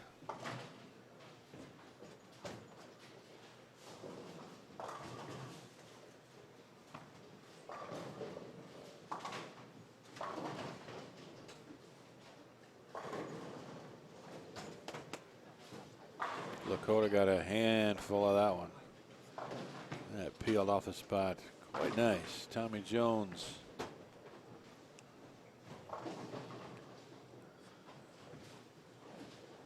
Get over to Tommy. Here he is.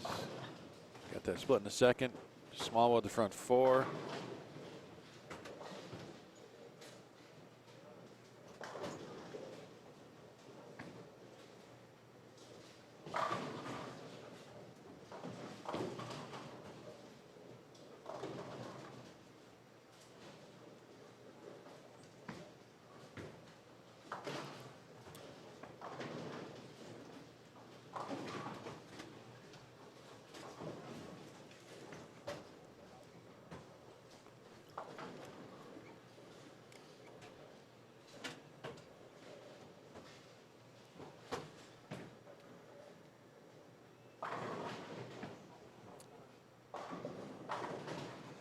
Couple breaks on that side for Smalls, but he'll take them. Here's our game 3 scoring updates. No. Graham Foss still the leader, 782 out of the gate. Tommy Jones in second, EJ Tackett third. Justin Knowles fourth. Wes Millett 790 the first 3. Jumps to fifth. Ogle, Cooley, and Brian Wallachek right now is your top 8. Vernon Peterson. See, Kyle Sherman has dropped. He's at -1 for the day, and he's down now to 9th position. Vernon Peterson, 782 out of the gate, is from 40th up to 10th. A.J. Rice, Zach Wilkins, Samard, Adams, Bailey, Robert Sterner, Tackett, Zach Tackett, Tom Smallwood, Tony Lambert, your top 20. So Smallwood is at 683 on the day.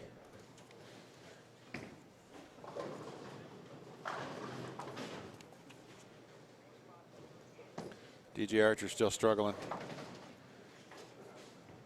Shot 258 last game, and he's still -44 on the day. No Sean Rash. Liz Johnson in 30th at 1926.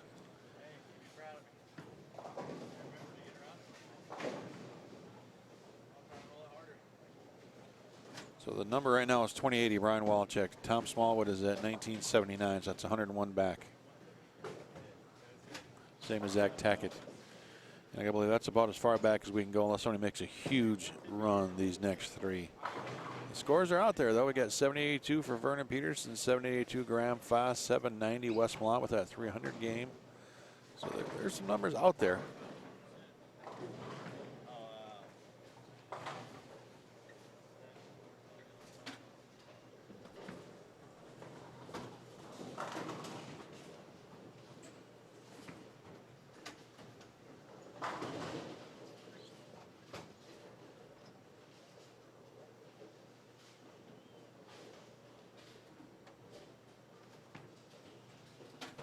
Tommy looking for the front 6.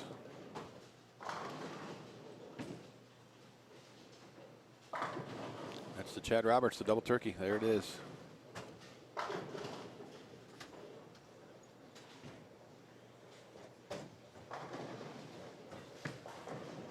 That would definitely make a nice jump for Smalls. He can move up 4, 5, 6 spots for sure, at least with 300 this game. But he's looking at where he wants to be after 6.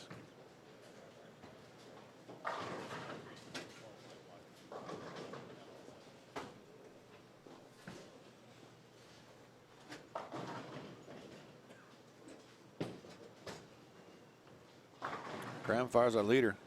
Kyle Mayberry is watching him. That's where they're at.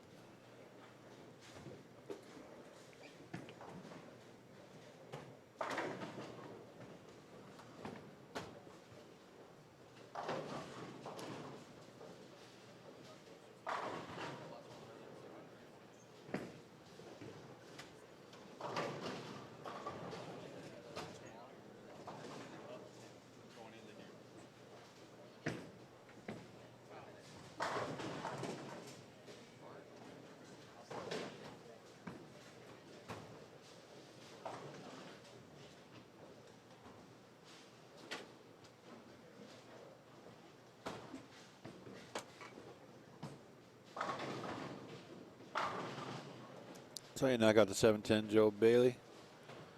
That's how you do it. Frank Snodgrass. Where's Frank at? He's in 31st. Needs a monster game, and he needs it now. It's all about Tom Smallwood right here. How big a move can Tommy make? 258, 202, 223 so far for Tom.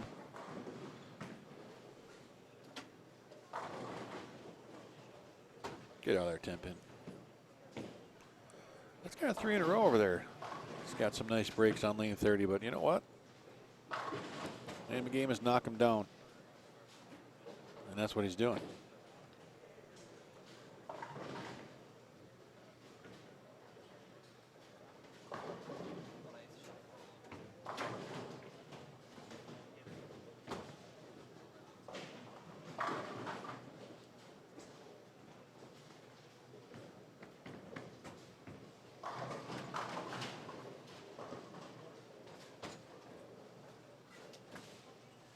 And Graham Faw's not going to be our leader after this game.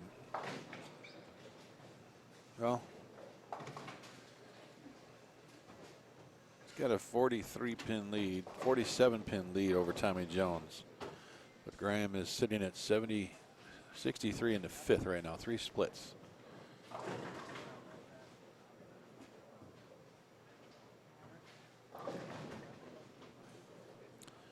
So he still could be the leader, but that gap is going to close.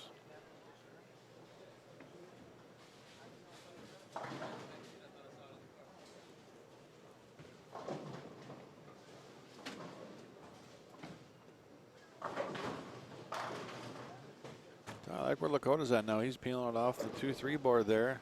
Ball setting up nice, making it work.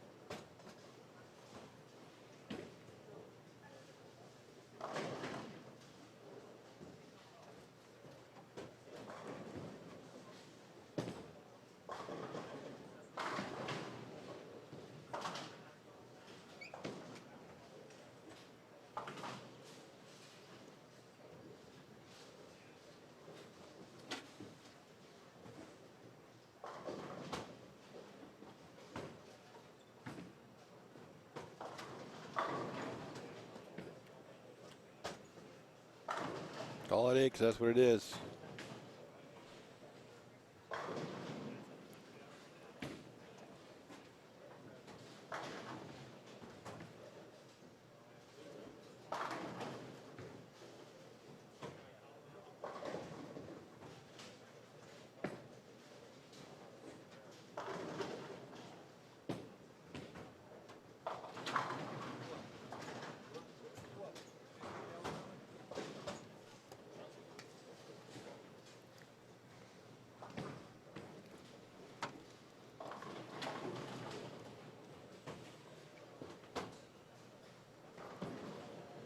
Kyle Troop, where's Kyle sitting in the standing? 23rd.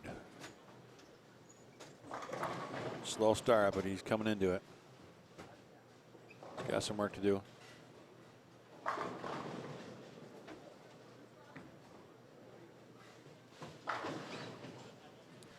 Well, Smallwood doesn't need to catch Tommy. Tommy's going to be the leader. He just wants to keep moving up. Work on catching Wallachek, Cooley, Ogle. One of the other players ahead of him.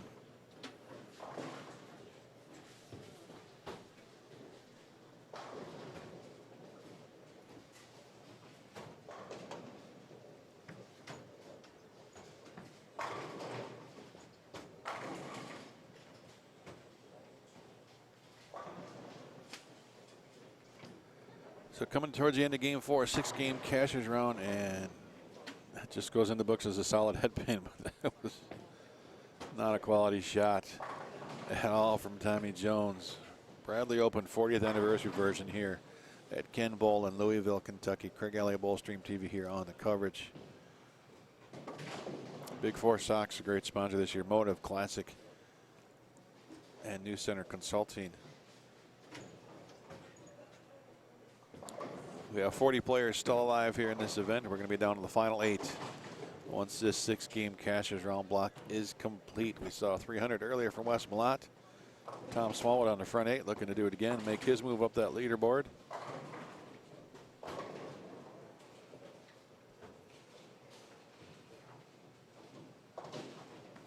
Justin Knowles off to the left. He's still got 269 possible with a 10th frame to go. Justin in 4th. He's going to make up some ground on Graham 5 as well, and Smallwood on the front 9.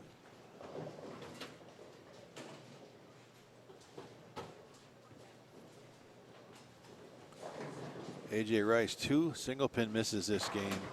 He's going to max at 173, and that's going to knock him back. He's in 11th. 45 out, and he's going to lose a bunch. He's going to be at least 100 back after this one.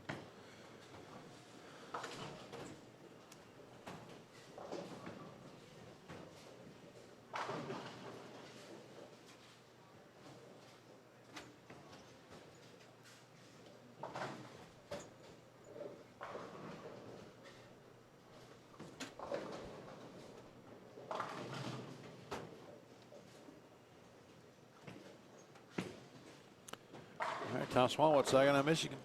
PBA champion, PBA major champion, front nine at the Bradley, coming in right now. Smallwood in 19th position after 3 games. At 1979, 101 out of the number, which is currently Brian Wallachek. And a couple more strikes will definitely move Tommy up that leaderboard and give himself a chance going into the final couple of games.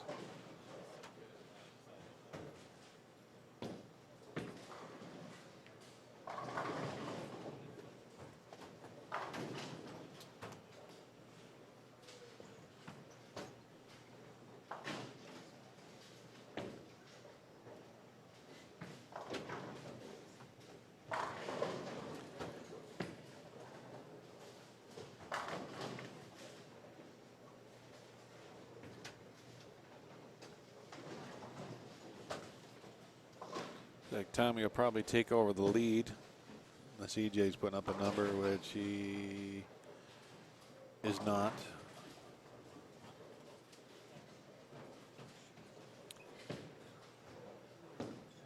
Front 10 looking for 11, Tom Smallwood.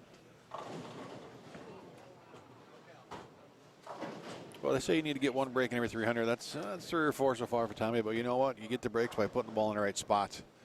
And he's done that. 2 300s already today. There's been 1 300 like in the last 10 years of the Bradley Open. There have been 2 in this event, both by Wes Malott, and Smallwood now looking for the 3rd. Bad news for Tommy is that there's no bonus. There was a bonus for the first one. $1,000 went to Wes Malott yesterday. No bonus for Tom, but the bonus is he can move up that leaderboard.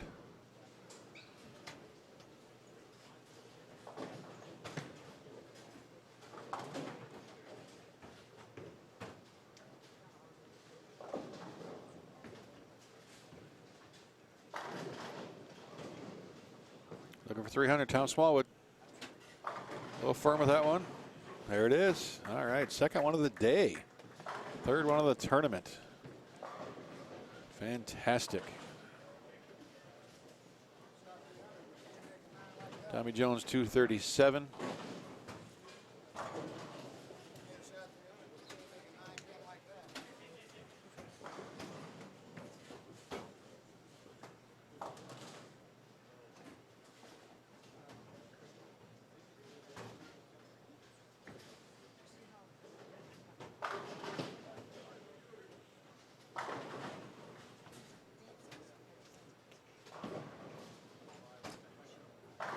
Joe Bailey, even after that rough start, can still bail out 237. That would be a huge game after really having nothing early on.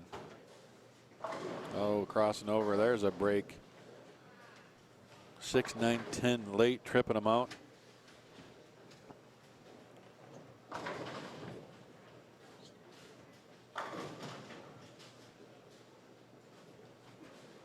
Back with game 5 here shortly. This is the end of game 4. 2 more to go here in this cash zone at the Bradley, live on Ballstream TV. Lakota peeling another one off the spot.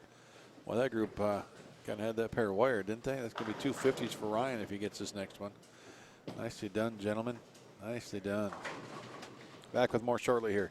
Game 5 next.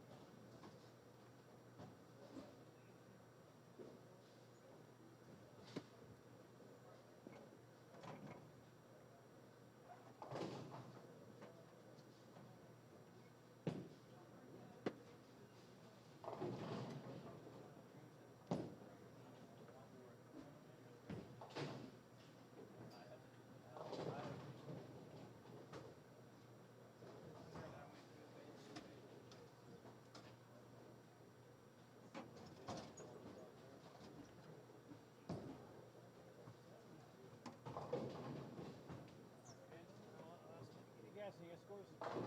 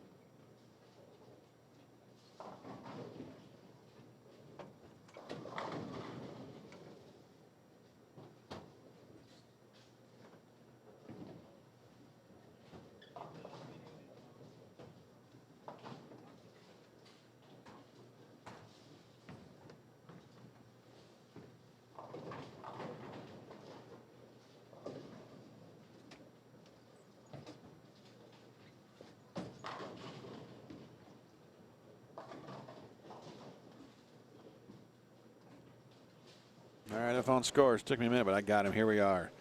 New leader, Justin Knowles. 269, jumps ahead of Tommy Jones and Graham Fa. E.J. Tackett, 4th. Matt Ogle in 5th. Wes Malott, 6th. Sam Cooley, 7th. Dwight Adams, 8th. And Smallwood jumps up to 9th. He goes ahead of Peterson, so Smallwood is now only 8 pins out of the show. Dwight Adams is the number right now. Smallwood, Peterson, Wilkins, Bailey, Wallachek, Sherman, Samard, Roberts, Gasson, Sterner, Rice, and Tackett, your top 20. And 20th place is Zach Tackett is 22:02, which is only 85 out with 2 to go. Kyle Troop still got a chance. A few other players as well. It's far from over. And will be a little break, about an hour break.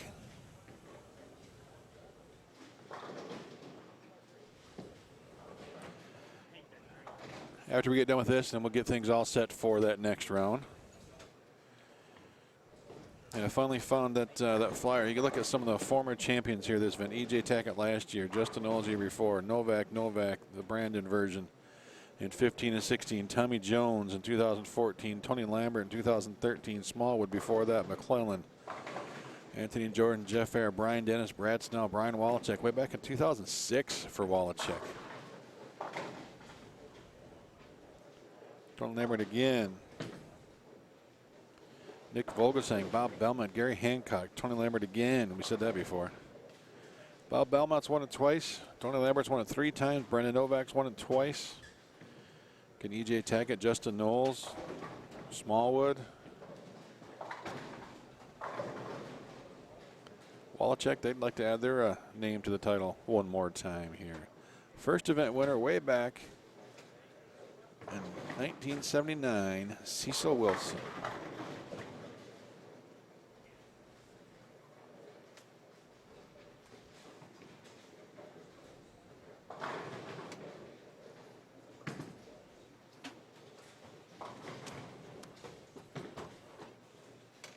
And that's all I got right there. So we're in game 5, halfway through it. Who do we got? We got Zach Tackett again.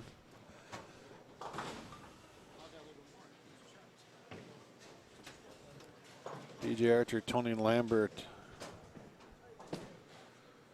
Nate Garcia. DJ's out of the conversation. He's not having a good day. He's 91 under.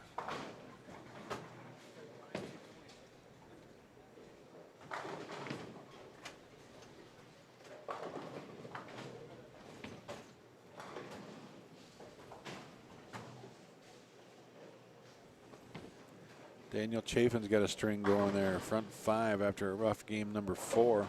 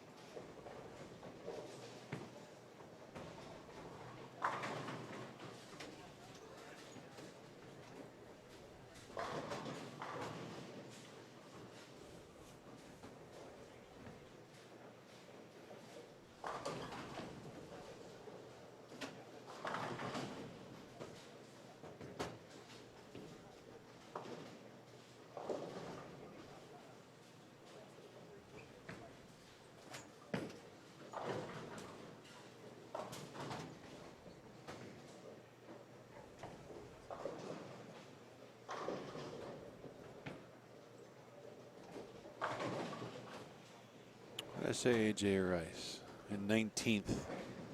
22:08, 81 back. He need a big effort as he's already gotten open this game.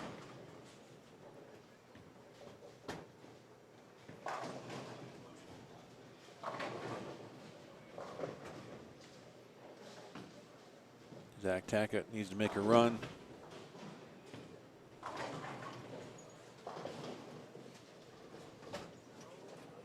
EJ on a 5-bagger this game. Vernon Peterson missed a single pin early. Justin Knowles with an open frame, our leader, though he is in the number by 143.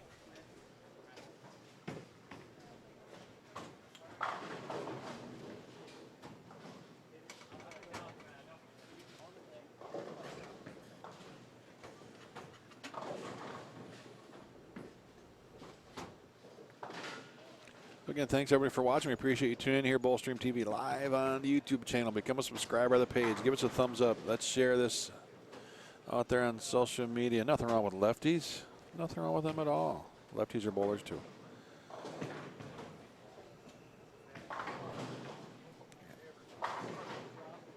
Give a shout out to those sponsors if you know them.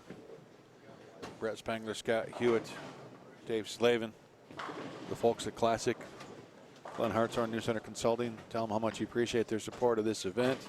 Kyle Troop takes care of that 10 pin. Got a little color going today. It's red day. Just like Tiger.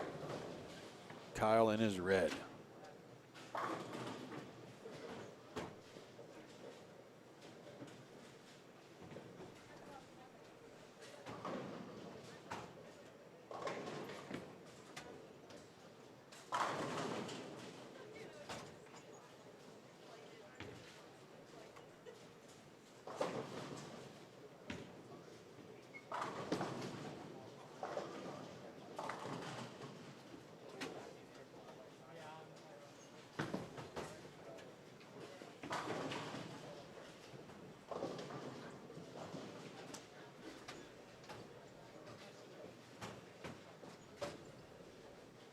John Mazza still lives in Detroit. He's got a couple of kids who are bowlers. Just doesn't bowl a whole lot anymore, but he's still up in Detroit area. He's got to be in his mid-50s, early mid-50s, I'm guessing.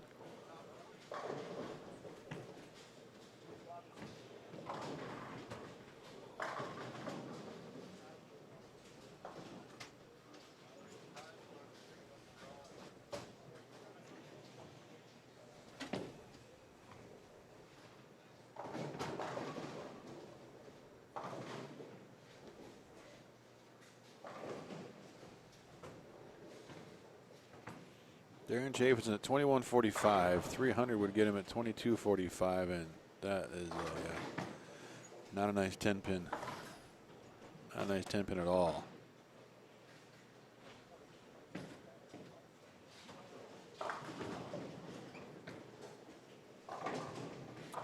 Haven't seen Steve Rogers in a while. I'm not sure about that one.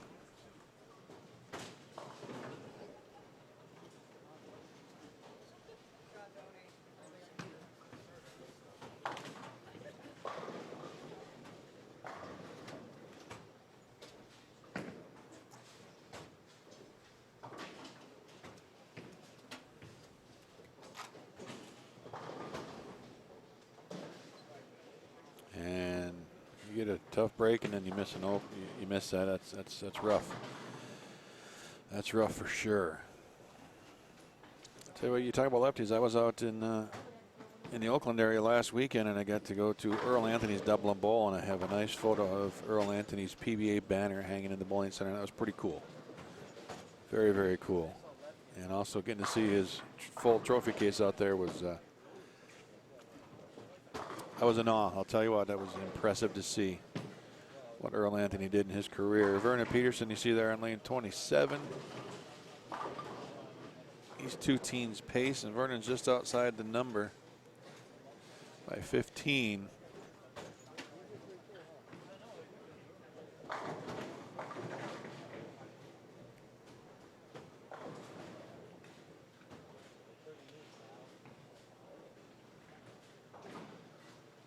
Saw Steve Cook last week as well. Still in business out on the West Coast. Got himself a bowling center. A.J. Rice is 6'8". That's pretty well going to end A.J.'s run or chances. A.J.'s 81 back. Not even going to shoot 200 this game, more than likely. So you can scratch A.J. out of contention for winning this event, but another run. A couple of second places on Friday in the singles and doubles event. And a top 40 cash here in the main event.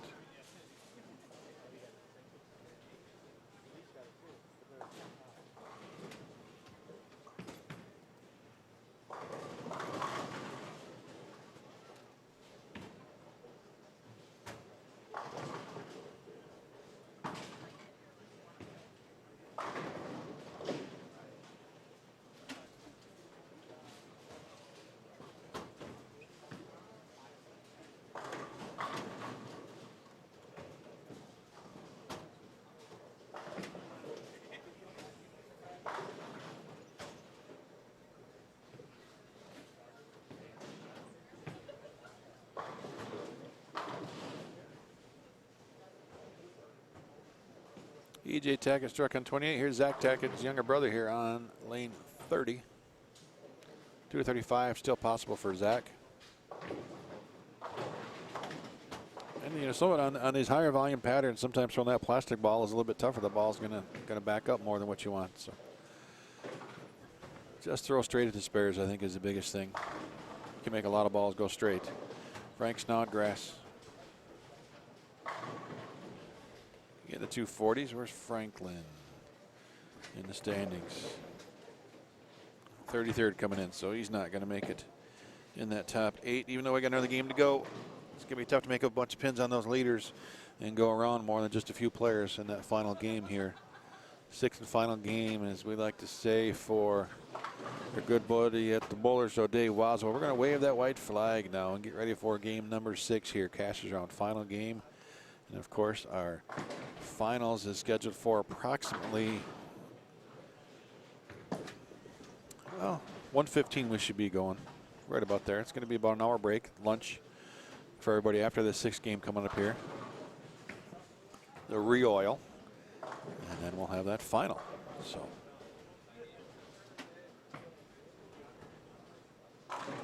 probably start a new stream for that one. Why not?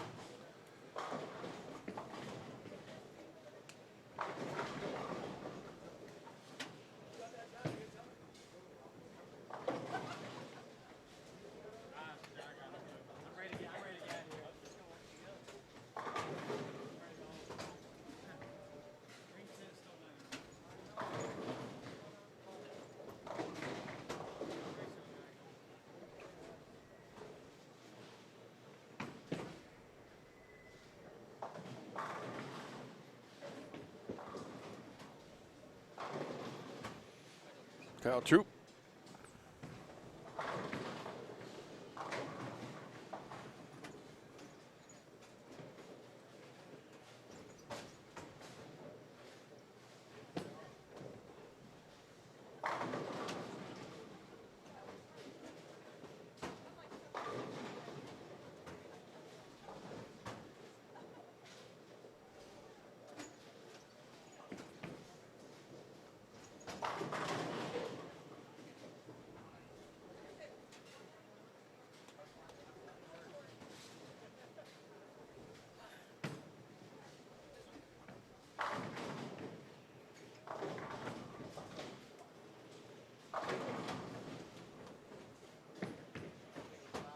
Well, that 9 miss is going to hurt a bunch if Chaffee can finish off this 270s and make a move.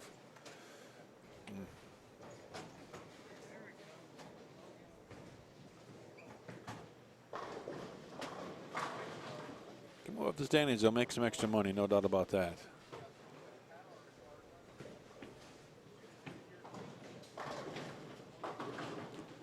No doubt about that at all.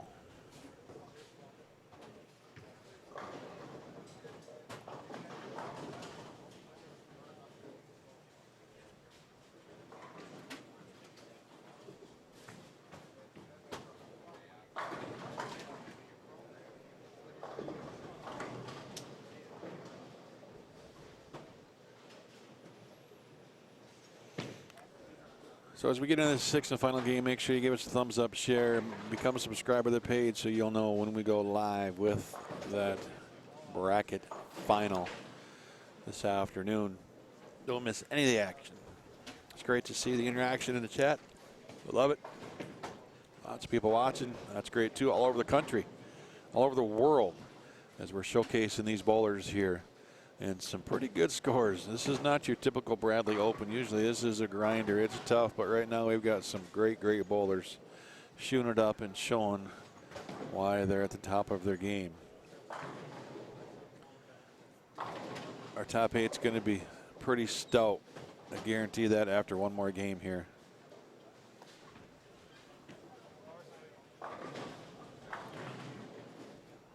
Game 6 coming up next. Nice finish there, Mr. Chafin. One more big game, move up some more, make some extra money. They're not quite done here. We'll watch DJ Archer and the crew finish up, as nobody in this group is in contention anymore. Well, we'll have a couple players that do have a run. We'll finish things off with Chief again, Brian Hiller, but Kyle Sherman's on that pair. He'll have a chance to make the show. We will watch him. I think Dwight Adams also on that pair. I don't believe there's a link to the oil pattern.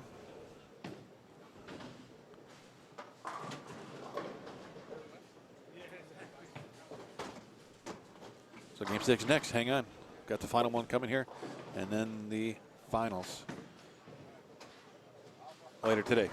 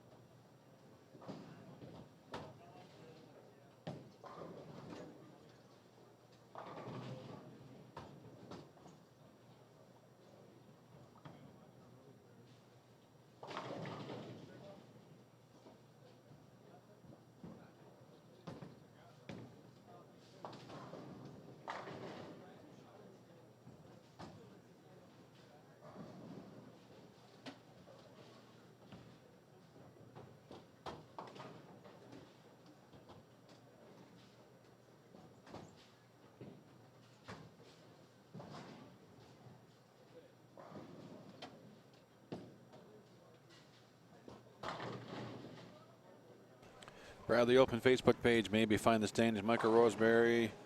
Not much for you to find there. Minus 17 on the day for Derek. Through 4 and still heading in the same direction. He's ready to just get out of here.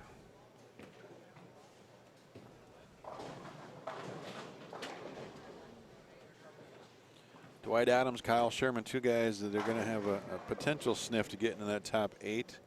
Dwight was 8th going in that last game. He's going to fall out. But we'll see where he's at. Kyle Sherman needed a big game. I think Kyle might be out of contention now, but we'll get those standings here in front of me anyway on the good old-fashioned paper.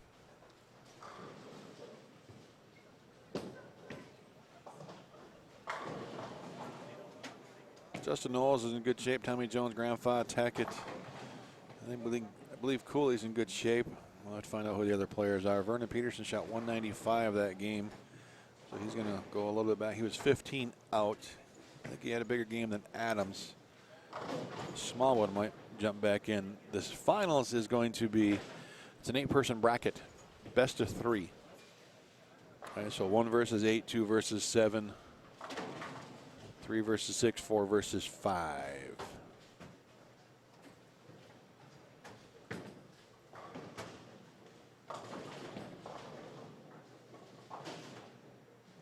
And we'll have a couple of those matches each round right here on camera. We'll have 2 of the first 4.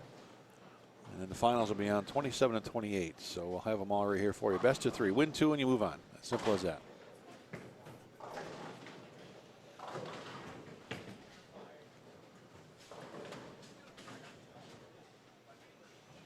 And the group on 29 and 30, they're just they're in a race to head to the lunch table. So not much to show down there.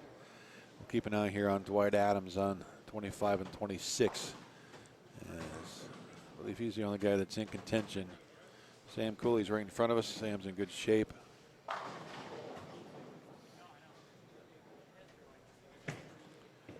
Tim Chris. So you're thinking of Robert?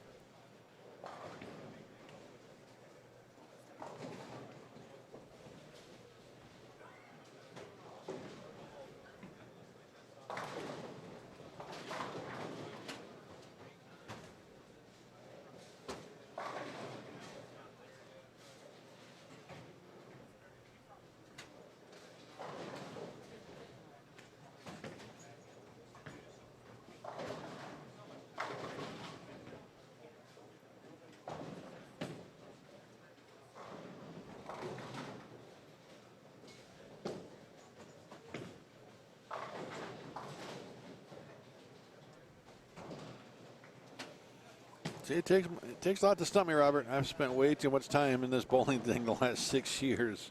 Watched a lot of ball games, met a lot of great people, and spent a lot of time talking about this fantastic sport we all love. Derek Norman, how you doing? Things are great down here in Louisville.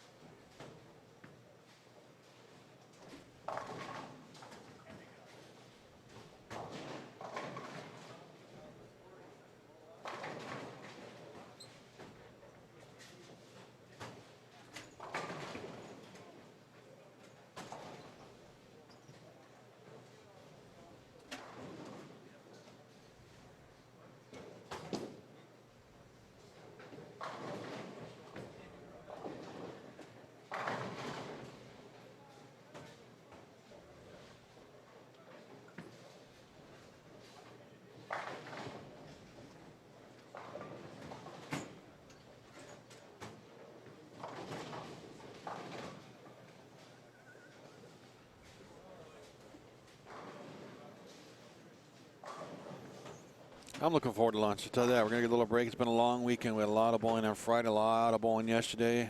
I think everybody involved in this event only get about maybe 8-9 hours of sleep so far this weekend through, since Friday morning. And we're going to get things set up here after this game is done. Again, it'll be about an hour break. I'll have the time posted on the screen. I'll have the new links made up for you. You can share them all and be sure to join us.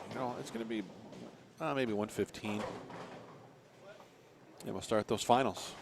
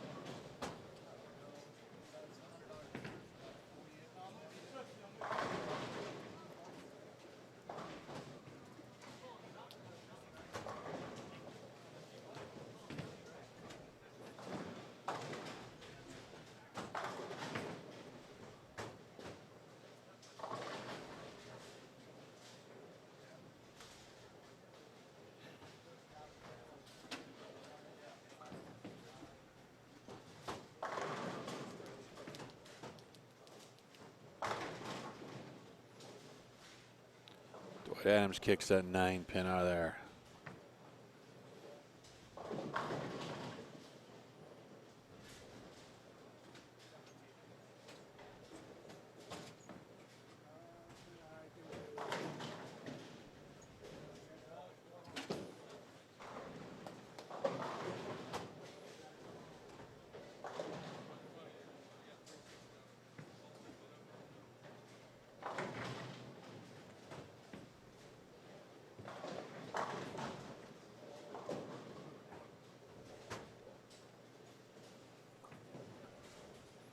To be honest, we're not things to say right now. We're coming into the block and not a whole lot of interesting stuff to watch here in front of us at the moment.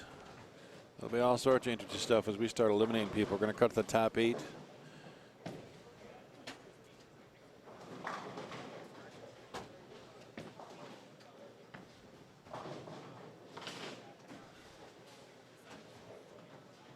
Then take a break, come back for that match play.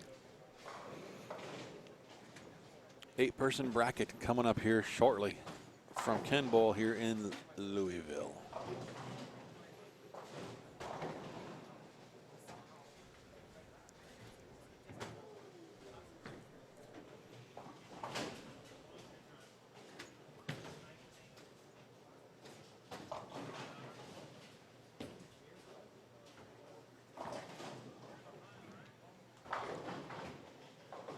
Jim Barber don't have game 5 yet. I expect him any minute now.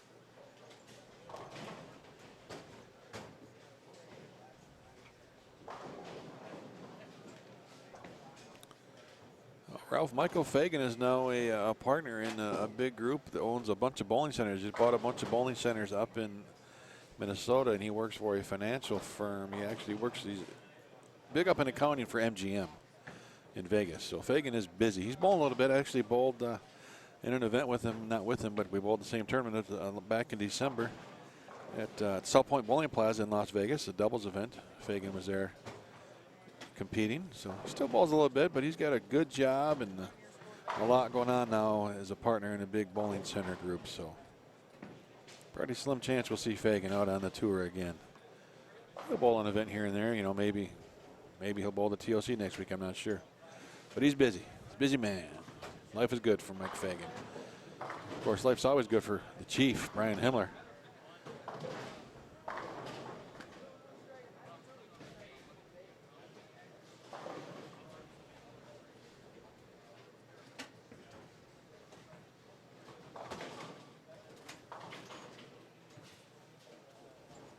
right, game 5 updates going across the top of the scoreboard.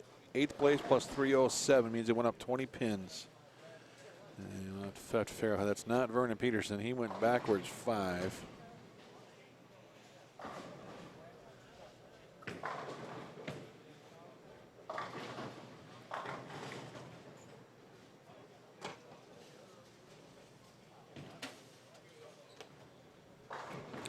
And all we know is that Dwight Adams, you know what, just keep striking.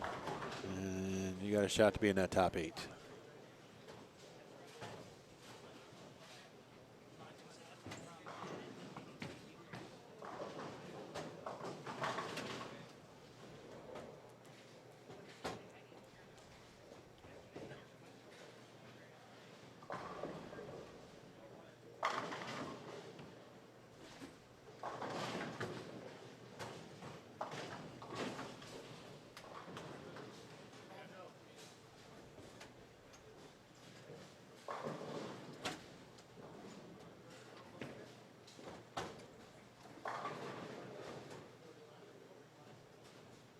I'm going to see if I can find a sheet now that they're updated.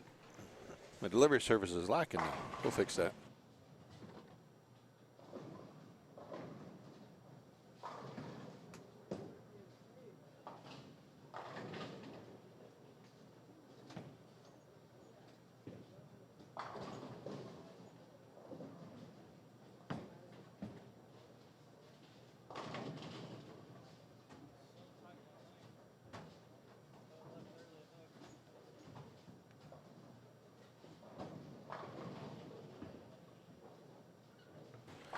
All right, Justin Knowles, the leader. E.J. Tackett, Tommy Jones, Wes Malott is in 4th. Graham Foss, Sam Cooley's in 6th. Zach Wilkins and Brian Wallachek is in order. Joe Bailey is 3 back. Matt Ogle, 9 back. Dwight Adams, 15 outside of the number of Wallachek. Smallwood shot 195. That game is at 24.74. That puts him 33 out of the number. Peterson falls to 24.67, 40 out of the number. So Dwight Adams right now is making that move.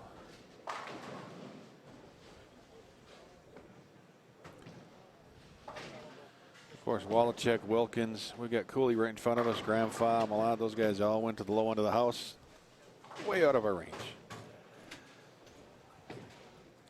Cooley's at 25.36. He's in by 29 right now. Cooley's at 108 in the 5th. Spare up in the 6th.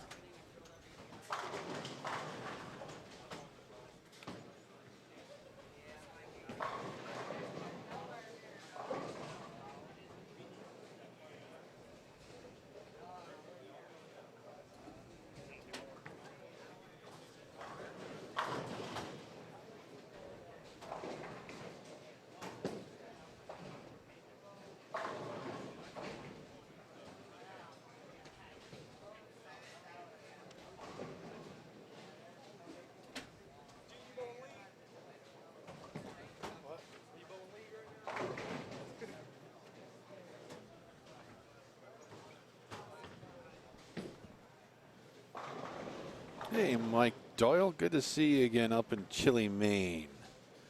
It's been way too long.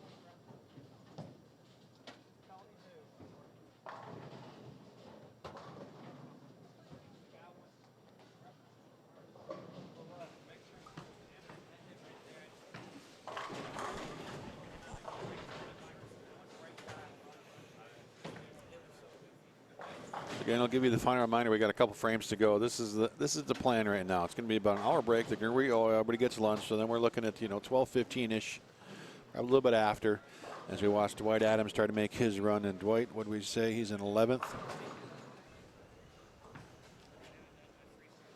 14 out of the number. Brian Walchek is that number right now at 25.07.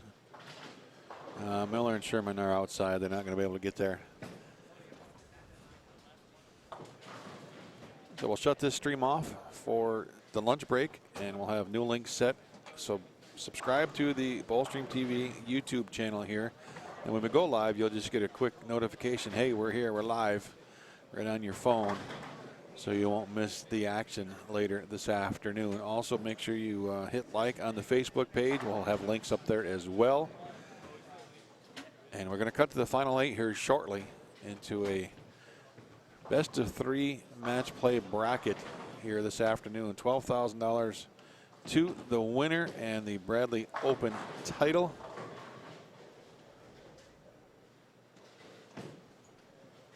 And it's a strong field right now. The top 8. Justin Knowles won this before. Tommy Jones, Hall of Famer, he's won it before.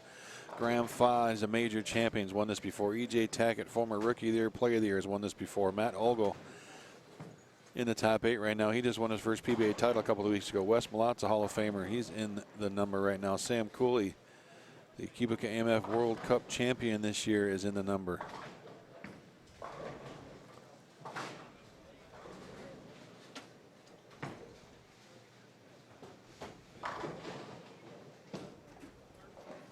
Brian Walchek, multiple Eagle titles.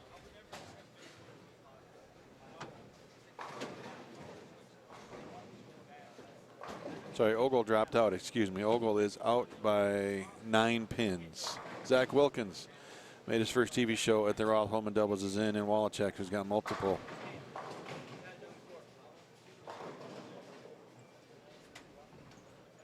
USBC Eagles.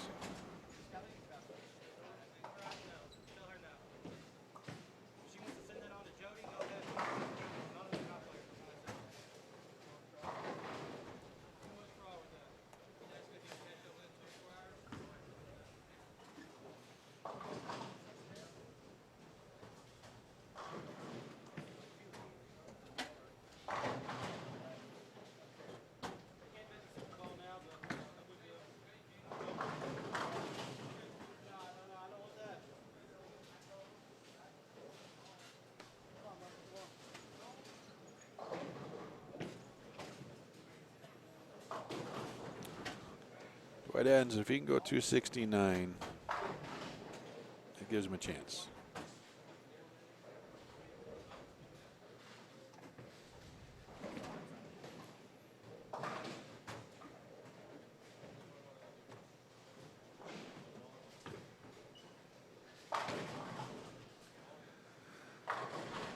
I'm going to have to say that Dwight needs them all, and see what happens to Ogle ahead of him. Bailey, Walchek, Wilkins. Cooley's looking good. Cooley's still got 240s out there.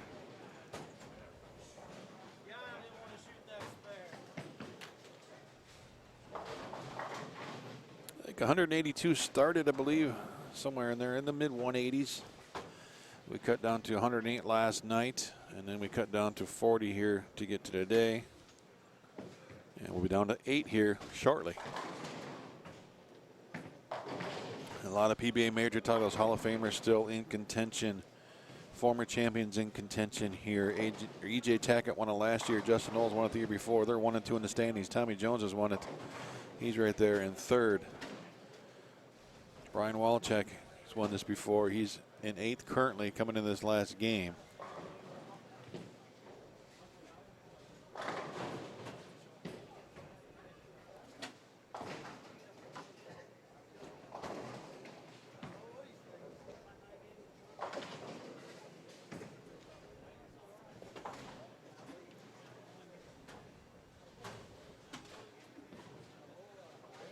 He's done it like out a week. I'm guessing probably an injury.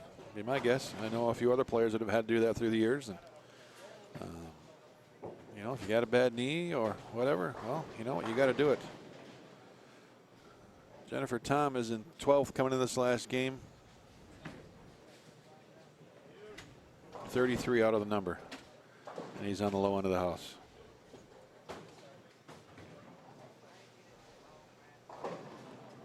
Tom did have 300 game 10, but came back 195 game 11. Or game 5, I guess, if you want to call it that. Sam Cooley strikes in the 10th. Gets him to 230s, locks him into the top 8 for sure. So Dwight Adams.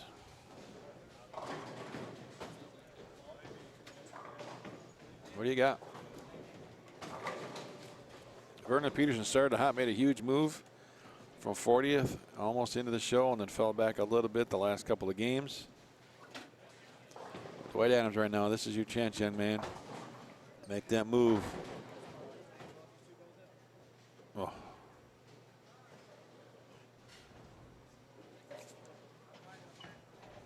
Oh. Well, you know what? You got to bear down to make it and then strike on the fill and see what happens. But that was massive, absolutely massive.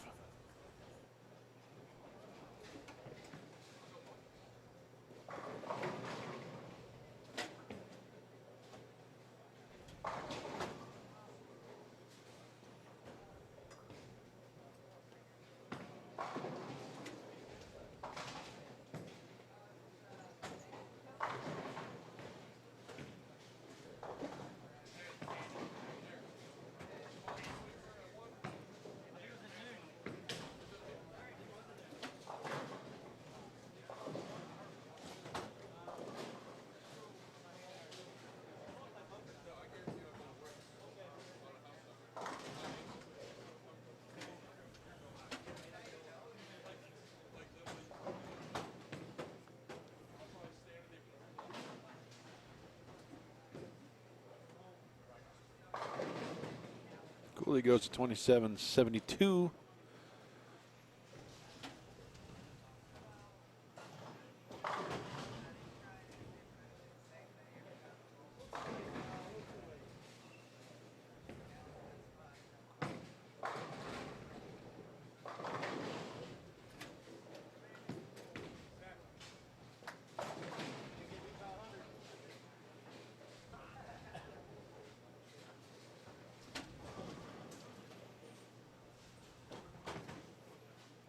Go 249, Dwight Adams.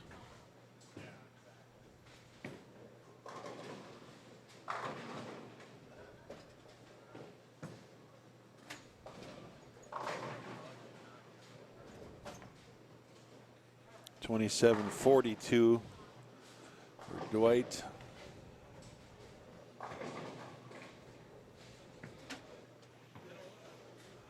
Good finish, Kyle Sherman, 254. Puts him at 26.89. Not going to be enough. Dwight Adams may be enough. We'll have to wait and see. But you know what? It's lunchtime. That's where I'm headed. New links we posted. Make sure you follow us, like us here on the different pages. Become a subscriber here on the YouTube page, and you'll know when we go live. It's going to be about an hour, so let's just plan on maybe even closer to 1:30 local time for this next round here at the Bradley. So thanks for joining us so far. Back with more in a bit. Don't go too far. Get your chores done. More bowling yet to come.